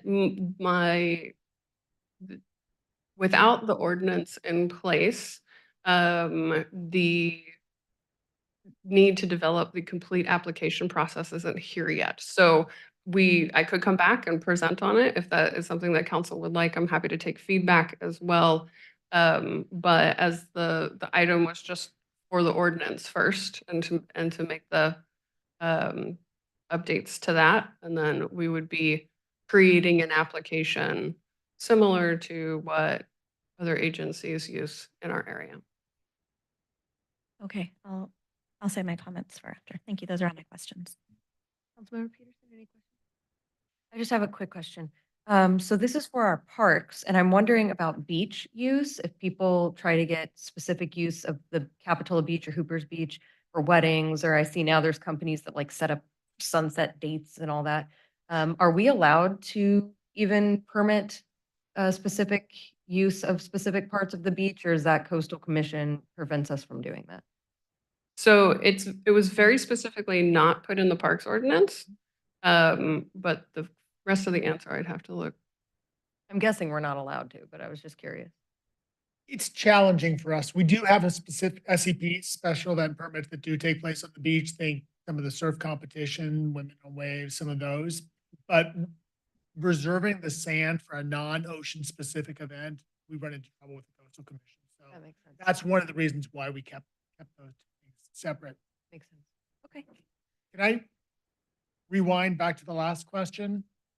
To the language about the This is the code language here, about the specific areas within the following parks would be available for exclusive use permits. So it identifies, as Nikki said, the 5 sites, parks that would be eligible for it. Right now, it says, the code says that the application would identify the specific use areas. If the council wants, we could modify that to say that would be established by policy or set by the council by resolution. I don't know that we would want that in the code itself, like the specific areas of each park, but we could have sort of an elevated level of review in between code and in between staff just putting it in the application. So just tossing that idea.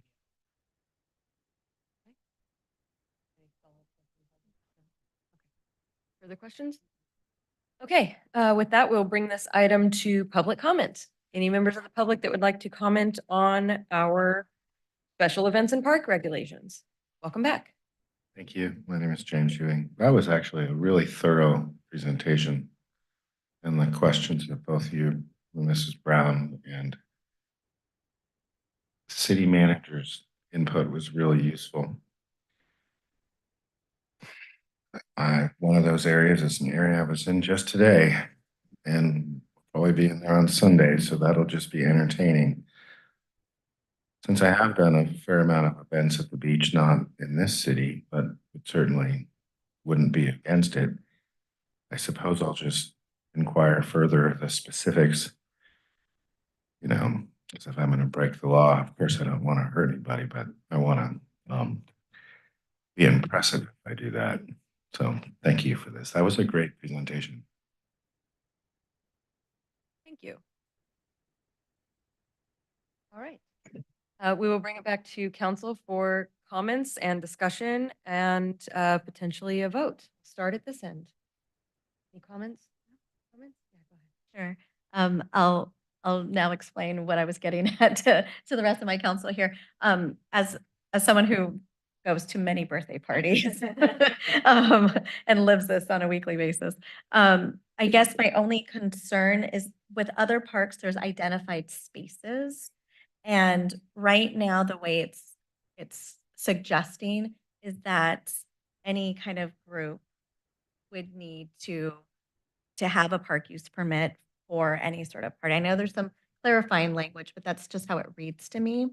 I'd much rather see identified spaces before approving the park use permit, so that it's just really clear to the community this is what they're signing up for, and that we're not saying that to have a birthday party with 25 of your friends, you need to have this park use permit. I want there's an accessibility aspect for me that I think everyone should have access to our parks to freely play and not have to worry about bringing groups of their classrooms or classes to go on a walk. I'm thinking about Jade Street. It's going to be really popular and there's going to be use there. And I know that there needs to be balance between use for big parties or parties up to 75. But sometimes, you know, a group of 30 might feel the need to access. And so I'm thinking of examples at Blue Ball Park where there is Anna Jean Cummings Park, I should say, where there's gazebos and you can rent them and you know that's the space for them. I don't see that here. So I just have some concerns about making an overarching permit process that just lays out all of our parks. So I much rather see it come back to us with really clear designated spots that council can review and we can then approve the park use permit. I think it's fine.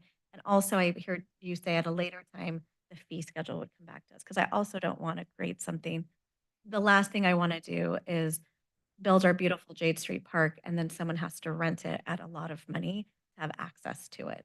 So I know that it's going to come back to us, the fee schedule, to decide on how much the rates will be later, but I just wanted to throw that out there. So my recommendation is that we could approve this, but pulling out the park use permit with Nikki coming back with designated areas of use where these permits would apply to. Can I get clarification following up on that? Are these permits required for anyone who wants to have a party in the park, or is it just for those who want to ensure that they get exclusive access? I would say that it's the latter. Okay. And particularly so that we reduce the conflict that currently happens when lots of people are expecting to use what is a very limited space of resource in the city, as well as an opportunity for the city to set appropriate expectations and ensure that necessary insurance is obtained for potentially risky activity, i.e. bounce houses. As well as what this ordinance does also is gets very clear about the expectations around barbecues, which is also a current conflict for weekend goers and group activities in the park. So it sounds like it would be required if you wanted a bounce house or a barbecue, or just a birthday party that doesn't include those, but you want to make sure you reserve this space for your party personally. If you were someone who doesn't plan a bounce house, doesn't plan a barbecue, you're just gonna have cake and pizza at a park, you can still do that at any time. You don't have to get a permit for it. You're just not guaranteed that you won't show up and someone else will have already reserved it. Yes, you are correct. I guess I'll just add, Mayor Brown, that, and that's all, that's fine. I just think it's important for us to identify those spaces where that's going to take place. And also you brought up a really important point about the bounce house and the barbecues, and all of those things actually cost additional, but like you need an extra permit for music, and so the cost endured for like a party of up to 74, there are additional fees that could potentially add up for something like for a party like this, or a event, or a wedding. So so I think it's just really important to lay out where this is going to pertain to, so that people know that they can just go have pizza and not get kicked out at a later time because there's some random event, not random, permitted event happening. Second, staff, do you have clarifying information? Or should we come back after comments, or now? We have an idea. Oh, okay. Yes, that might address Councilmember Brooks' concern. So can we just take a full 3-minute break? Sure. Okay. Yeah. We are going to take a 3-minute break. I'm sorry. We'll come back. I promise. We'll take a 3-minute break and then we will return to council deliberation.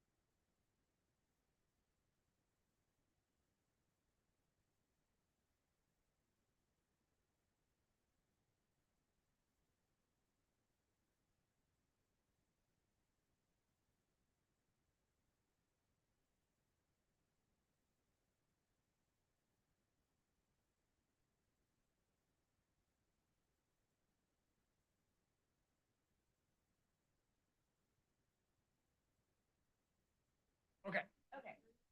So I will share screen.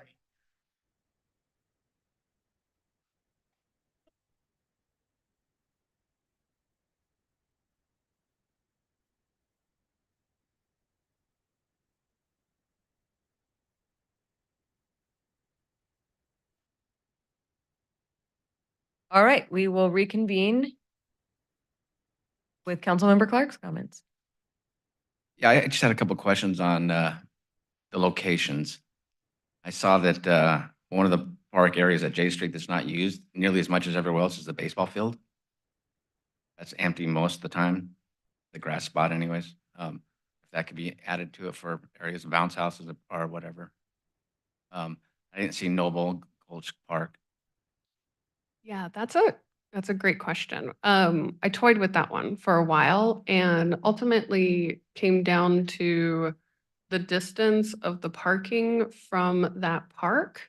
And trying to imagine a scenario of people crossing the street with their potential birthday party equipment. And so that was ultimately why it didn't make the list, but it could definitely be added. Yeah, the city lot's just across the street and there is some parking on the roadway, but yeah, I was just thinking about another spot. And then I was thinking about Esplanade Park. That area is so highly used all the time. And just for birthday parties or small gatherings, it seems like it should be held at a higher threshold for just special events. That's just Women on Waves. Just a thought that I had, because it is used so much on the weekends. We also went back and forth with Esplanade Park quite a bit. And it really just kind of came down to that there's already so many things that are already happening there, and that this would provide us a process to set the expectations and to communicate with anybody that would be interested in setting up their wedding down there or something like that. As well as a big part of that conversation is how we came up with no bounce houses, no barbecues, because that equipment did not seem appropriate in that space. And the last thing, I'd be concerned about equity and making sure that people that don't have the same means as others can still use our parks. Yeah, did my mic go out? Oh, okay. One of there are fee waivers that I know the other, in order for like scholarships is really what I mean to say, not a waiver, but there are scholarship programs and other agencies in order to apply for birthday party uses and stuff like that. So we could definitely look at those similar types of programs as well. Thanks. I just wanted to echo some of the things that Councilmember Brooks and Councilmember Clark said. Make sure that we know where these are going to be and that we don't end up unintentionally restricting public access, although I know the goal is to do the opposite of that. And of course, the equity issue of expenses, we don't want only rich people using the parks because the poor people can't afford it or anything like that. And then finally, I would say that I do also agree that Noble Gulch Park would be a great location with the parking lot right across. There is a crosswalk. I don't know that that's a particularly dangerous crosswalk, but I do know that that park is very underutilized. Thank you. Yes, I'm interested in looking at Noble Gulch. We may just have to enhance our crosswalks like we're doing elsewhere. I think that while I want to remain equitable, I do think if there is going to be use that is outside of a normal park use, like a bounce house or barbecues, where there is some type of liability, there's got to be some type of permitting, something signed, and it doesn't have to break the bank, I don't think, but just to like really kind of keep us on the safer side of things. And if somebody does want exclusive use of Zone 1 of Jade Street Park, then they have the right to do that too. And bring, I don't know, any kind of weird games that they want to play would be fun. But yeah, thank you for doing this. Great. I didn't see on the list. Is Hidden Park included in this? No, it is not included in that. And again, when we were evaluating the list of parks, the impact of the residents that would surround that park was a consideration and not adding it to this list. Yeah, because it's hidden. Yeah, it's hidden in the list.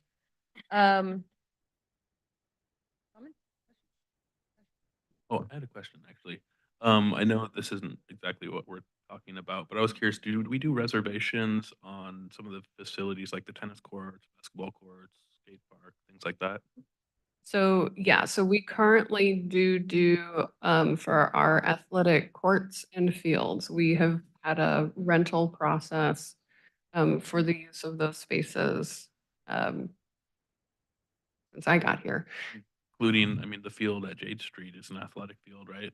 Yeah. So that could have like two different processes to reserve that then? Well, so right now, and hopefully we would, all of this would come into an alignment through an application process. So right, but right now, yeah, we and honestly, like our fields are booked out through the spring. So all of our soccer fields, all of our softball fields are booked out through various sports groups. But correct me if I'm wrong, I don't believe we have a process to reserve anything in McGregor. No, we do not. So we do for the tennis courts and fields, and fields, but not at McGregor. So one idea to potentially move forward this evening, I've heard, this is the list, this seems to be where we're focusing, is the park use permits. This is the list of the locations that I've heard at least one council member, maybe two, suggesting whether or not Esplanade Park should be on the list at all. One option here would be to add something at the end, item F. This is getting after Councilmember Brooks's point that says the specific areas in the parks that are available for rentals shall be established by policy set by the city council. So that might address some of the concerns, is that we add basically a new item F that specifically calls out that we have a policy that says these are the spaces that are available. And that would come back to us to set that policy? Yeah, you would set that policy. And the fees will come back to us as well?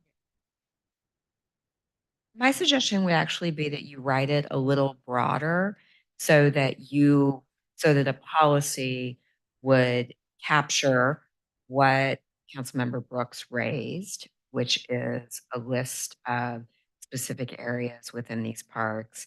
And then if there's anything in the future that you want to add to the policy, you could add it. It would come back to the council who could adopt it by resolution rather than having to amend your ordinance. It just gives you a little bit of flexibility going forward. You already see that this is a good opportunity for that flexibility. So you could adopt the ordinance tonight. We drop in a line. I could read some language into the record, make any other modifications that you would like. And then yes, shortly in the future, we would bring back a policy for your consideration.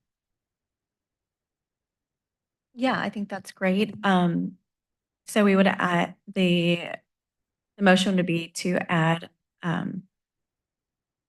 F to this current, what is this called? Resolution? What is this? It's the Ordinance, to this ordinance. I do just want to touch back before I move on with the formal motion about Noble Gulch and Esplanade. Noble Gulch, I'm tired. Noble Gulch. I think what is a great idea, but then now that I think a little bit more deeply about it, there are no bathrooms. And so when you're having up to 75 people with 3-year-olds bouncing in bounce houses, probably not the best. So I originally thought that would be good, but I'm worried about bathroom use. And then Councilmember Clark, Esplanade Park, were you saying yay or nay?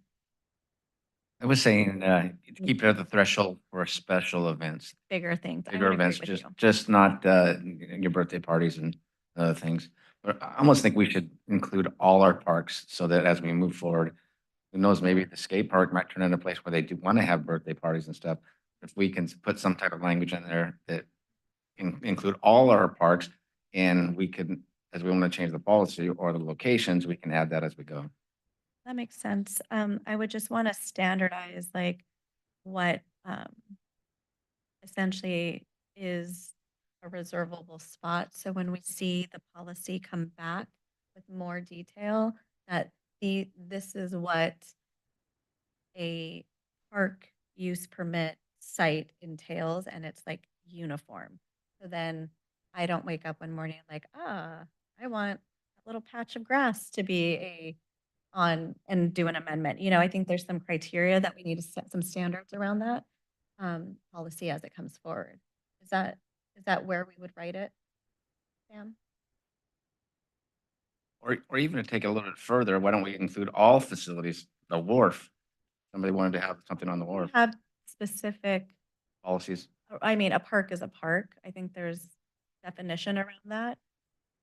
And for what it's supposed to be. So I'm gonna wait. I think the wharf might bring us back into the concern about the beach too, is Oh, that, access. people can go get married on the wharf, but to have exclusive access to it, I don't know if we're allowed to do that. I think they're writing our policy, or Right. maybe they'll type it so I can read it. Yeah. Okay, I have a couple modifications. So I think to capture the council's comments, I think that we would modify section 12.40.040A. The last line would now read, specific areas within all city parks that are available for exclusive use shall be identified in the parks policy. And then we would strike the list in the ordinance. We would identify specific uses or specific areas in the policy. And then in addition, we would add a section F to 12.40.040, and section F would read, all park use permits must also comply with the parks policy adopted by council by resolution as amended from time to time. That work?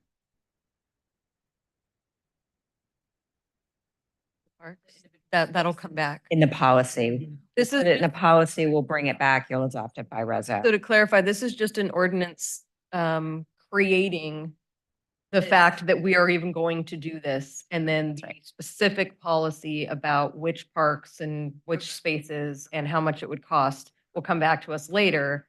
And that's what this ordinance will refer to as the policy that we have yet to create. That's right.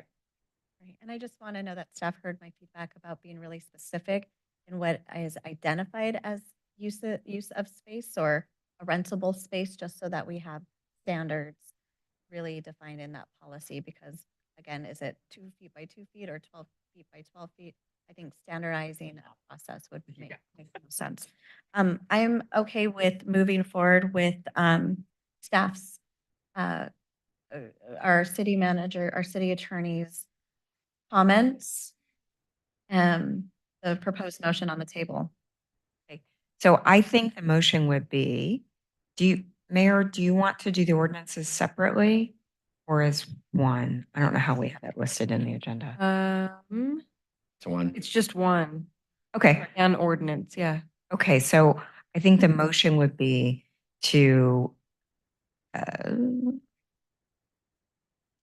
yeah, I think it would be to introduce by title only, waiving further reading of the text, an ordinance of the city Capitola repealing and replacing Capitola Muni Code, Chapter 9.36, special events as written, and Chapter 12.40, park regulations, with the changes read into the record by the city attorney to create a comprehensive permitting system for public assemblies, events, and use of city property. I'd like to make that motion. And I'll second it. Right, we have a motion and a second. Any further discussion? All right, all in favor, say aye. Aye. Aye. Any opposed? Any abstentions? Motion passes unanimously. Good work, team. We'll move on to our final item of the night, which is item 9D, pertaining to remote public participation. Good evening, Mayor and City Council members. As a brief recap for you this evening, on October 26th, the City of Capitola endured a Zoom bombing event during a regular City Council meeting. Following that meeting, the city suspended the use of Zoom for remote public comments. The city still accepts public comments in person and written format. Members of the public can drop off handwritten comments to the city prior to the meeting, and those comments are all included in the record of the meeting agenda. During our January 11th City Council meeting, staff brought forward a report to the City Council, which included a survey of California cities that have been affected by Zoom bombing.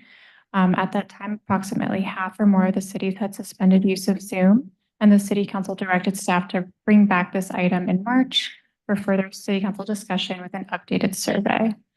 The agenda packet included an updated survey for the city council.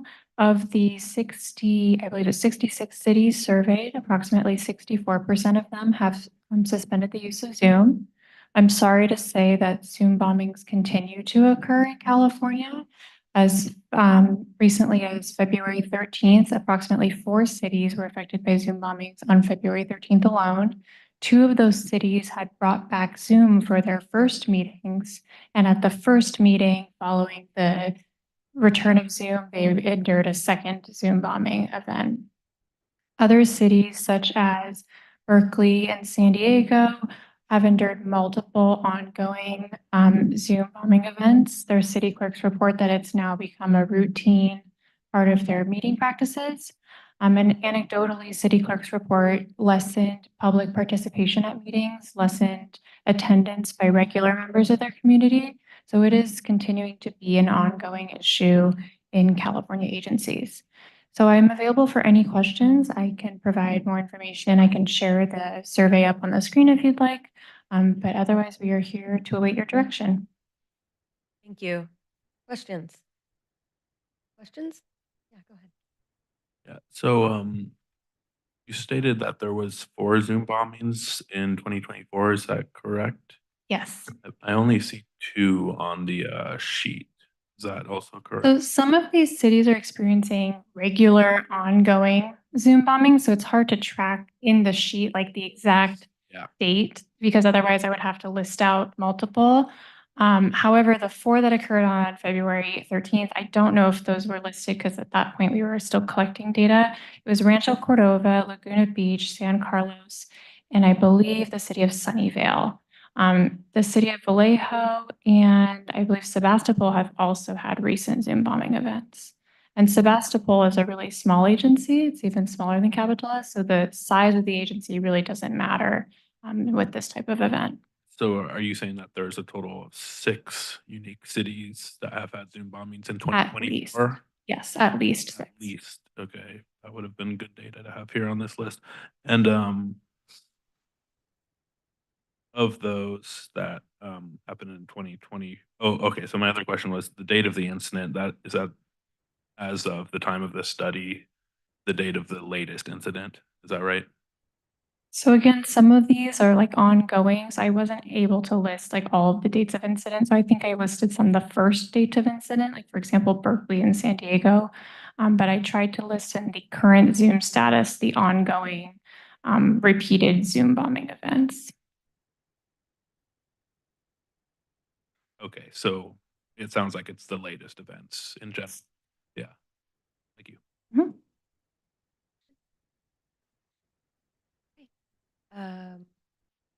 Comments from staff? No? Okay. All right. With that, we will bring this item to public comment. We will now open public comment for anyone who has comments on our remote public participation. Welcome back. Thank you. My name is still James Ewing.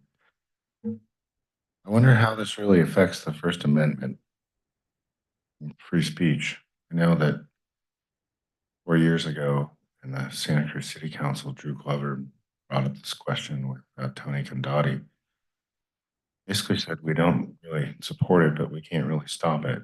Now, I was here physically on October 26th, and that was wild. I think I have listened to that once online.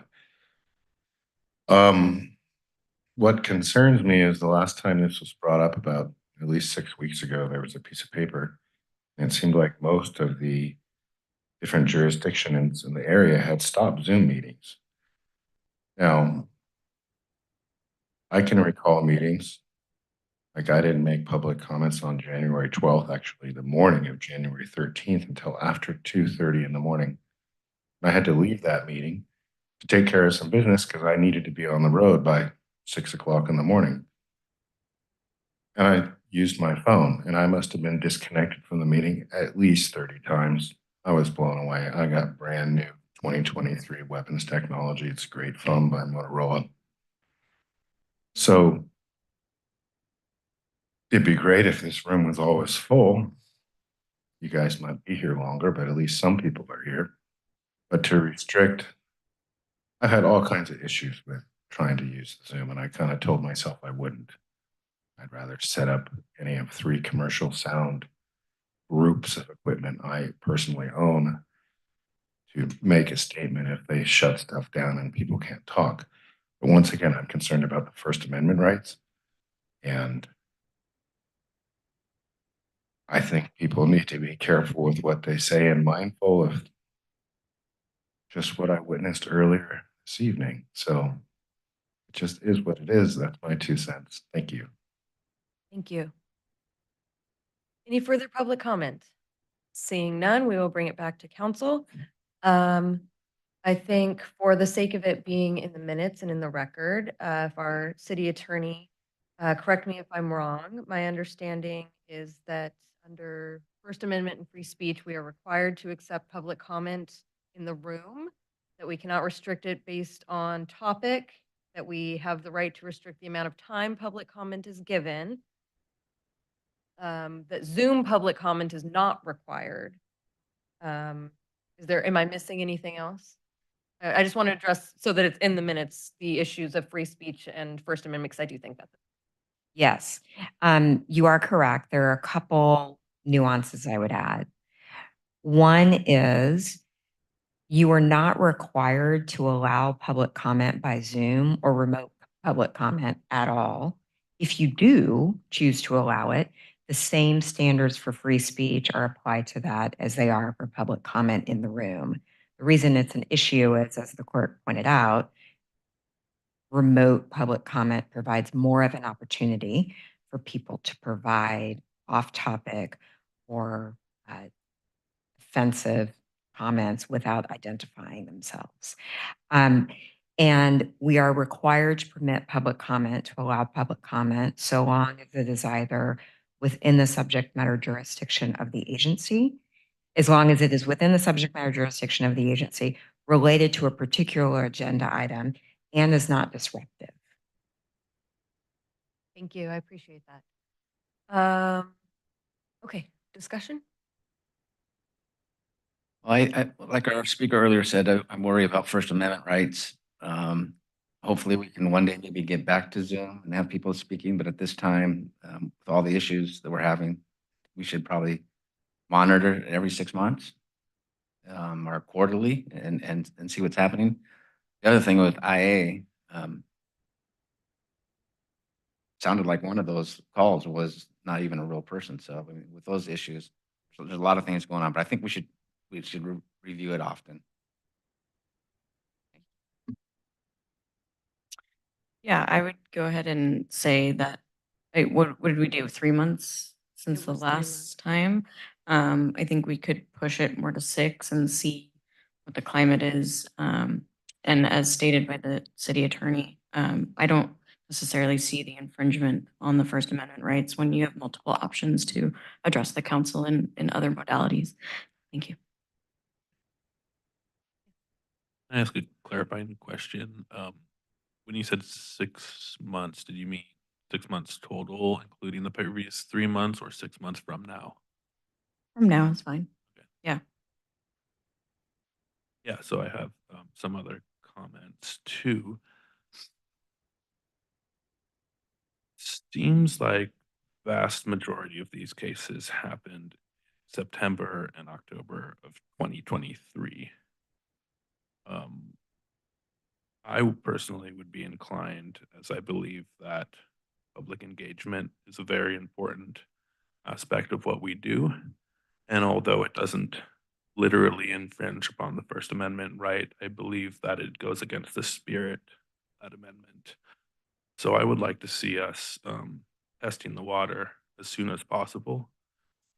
I see that with the updated information that was not included in the table, approximately 10% of those out of the 65-ish have had an incident in 2024, which isn't a lot. And I would expect that number to continually go down at a rapid pace as these racist or extremist groups lose their steam. I think it is just people, bored and confused, getting a kick out of the internet. And as uncomfortable as that was, and that was the most uncomfortable experience to date for me in city council, I do still believe that it's a very important means of communication that we should not remove lightly, as there are a lot of people who have difficulties coming here in person. The weight of an email is not the same as an in-person comment. I think it's important to recognize that. So I would say at the very least, if not trying sooner, we should redo this study in 3 months from now. Thank you. Thank you. You know, Councilmember Peterson, I would almost side with you completely. However, Zoom has been a new age part of our community in just the last several years. This is something new we're all dealing with. My deep concerns is that we don't have the ability to manage when it happens. We've been communicating with the governor's office and creating new systems of approach on how to deal with these issues. Our technology being taken over during that experience. I'm happy with the 6 months and checking in, but I also just want to stress that there's still nothing we can do to protect our listeners, our community, ourselves from hearing hate speech. And I think that's really important to set a stance on that. And because I don't want to listen to it. It's not okay. So I'm happy with coming back to this in 6 months, but I also want to see what are our options, again, if it's been addressed by the League of Cities or the governor's office, if there's still conversations about, you know, how council and other jurisdictions, our school boards, there's so many elected bodies that have to deal with this. What are our options at that point? And I know our clerk here has looked at some of those, but seeing that in 6 months would be really great. Thank you. All right, I'll say I agree. I think a 6-month from now review period is appropriate. Personally, I think Zoom was an incredibly beneficial tool during the pandemic when there was no other opportunity for anyone to come in person. People can still send emails. They can still provide written comment. They can send others to speak on their behalf. I think that we are essentially doing no different than we did before the pandemic when we were incredibly limited in our options. But as I said before, people become quite emboldened to say things when they have the safety of hiding behind a keyboard that they would not otherwise say when they are required to stand up and say it in person and look people in the face when they say it. And so I do appreciate that while we may not agree with everything that is said in public comment, that those who are here in person to say it have the right to do so. And if anyone wanted to speak the kind of hate speech or interrupt a meeting in person, then they would have to make it known that they were doing so that we could tell them that they were interrupting a meeting and they would be escorted out by law enforcement should they be interrupting a public meeting. That being said, there's not that risk when you're behind a keyboard. And so I do feel the need to protect our citizens from that kind of behavior. I appreciate that you took the time to look into this for us again and appreciate that we're asking you to do it once more 6 months from now. There will come a time where we can't keep pushing this every 6 months. And we will have to make a final decision on whether or not we want to move forward as we did pre-pandemic or bring back Zoom. But eventually this can't be an every 6-month decision. And 6 months from now is what, September? So that will be almost a year from the original Zoom bombing. And at that point, we will have discussed this 3 times. So just, you know, all of us who, you know, keep that in mind. I think, you know, the final thing I want to add in this is that our meetings are broadcast on YouTube and on our city website, and we don't control who watches. And it could be families and it could be children, and we need to be mindful of the fact that the things that might be shared on Zoom and Zoom bombing instances are harmful not only for adults but for families and others who might be watching. So keeping that in mind. May I just add something I can offer Councilmember Peterson? It's within At the 3-month mark, if the city council would like, we could offer like a small update through the city manager's Friday update. And I can specifically highlight any new occurrences that have happened to address your feedback earlier. So that could be kind of a halfway checkpoint. And if at that time there's a significant decrease in these events, the city council could direct staff to bring this back earlier than 6 months. Yeah, I would very much appreciate that. And is now an appropriate time to add a couple comments? Yeah. Okay, thank you. Yeah, I would just say just a couple things that I want to reiterate and state regarding the fact that Zoom wasn't commonplace 3 years ago. The fact is that now it is a part of the vast majority of Americans' lives. It is an important technology for communication. And I think just because a technology didn't exist in the past doesn't mean that it's not, shouldn't be taken as almost a staple of daily life today, which it is. And then my second comment would be to reiterate the fact that not everybody is able-bodied. People have obligations taking care of their children. Maybe they don't own a car. Maybe it provides a significant difficulty for them to get here. And the written comment, again, is not nearly as impactful, I believe, as a verbal comment with video or without video. Thank you. Really noted. Thank you. Do we have a motion on this item? I move to make a motion that we take this back in 6 months from now. Second that. All right, we have a motion and a second. All in favor, say aye. Aye. Any opposed? Oppose. Okay. Any abstentions? Hearing none. Motion carries with Council Members Clark, Councilmember Morgan, Vice Mayor Brooks, and Mayor Brown voting aye. Councilmember Peterson opposing, and no abstentions. With that, we are at the end of our meeting. We will adjourn to our next regularly scheduled meeting on March 28th at 6 p.m. Until then, please take care of yourselves and take care of each other.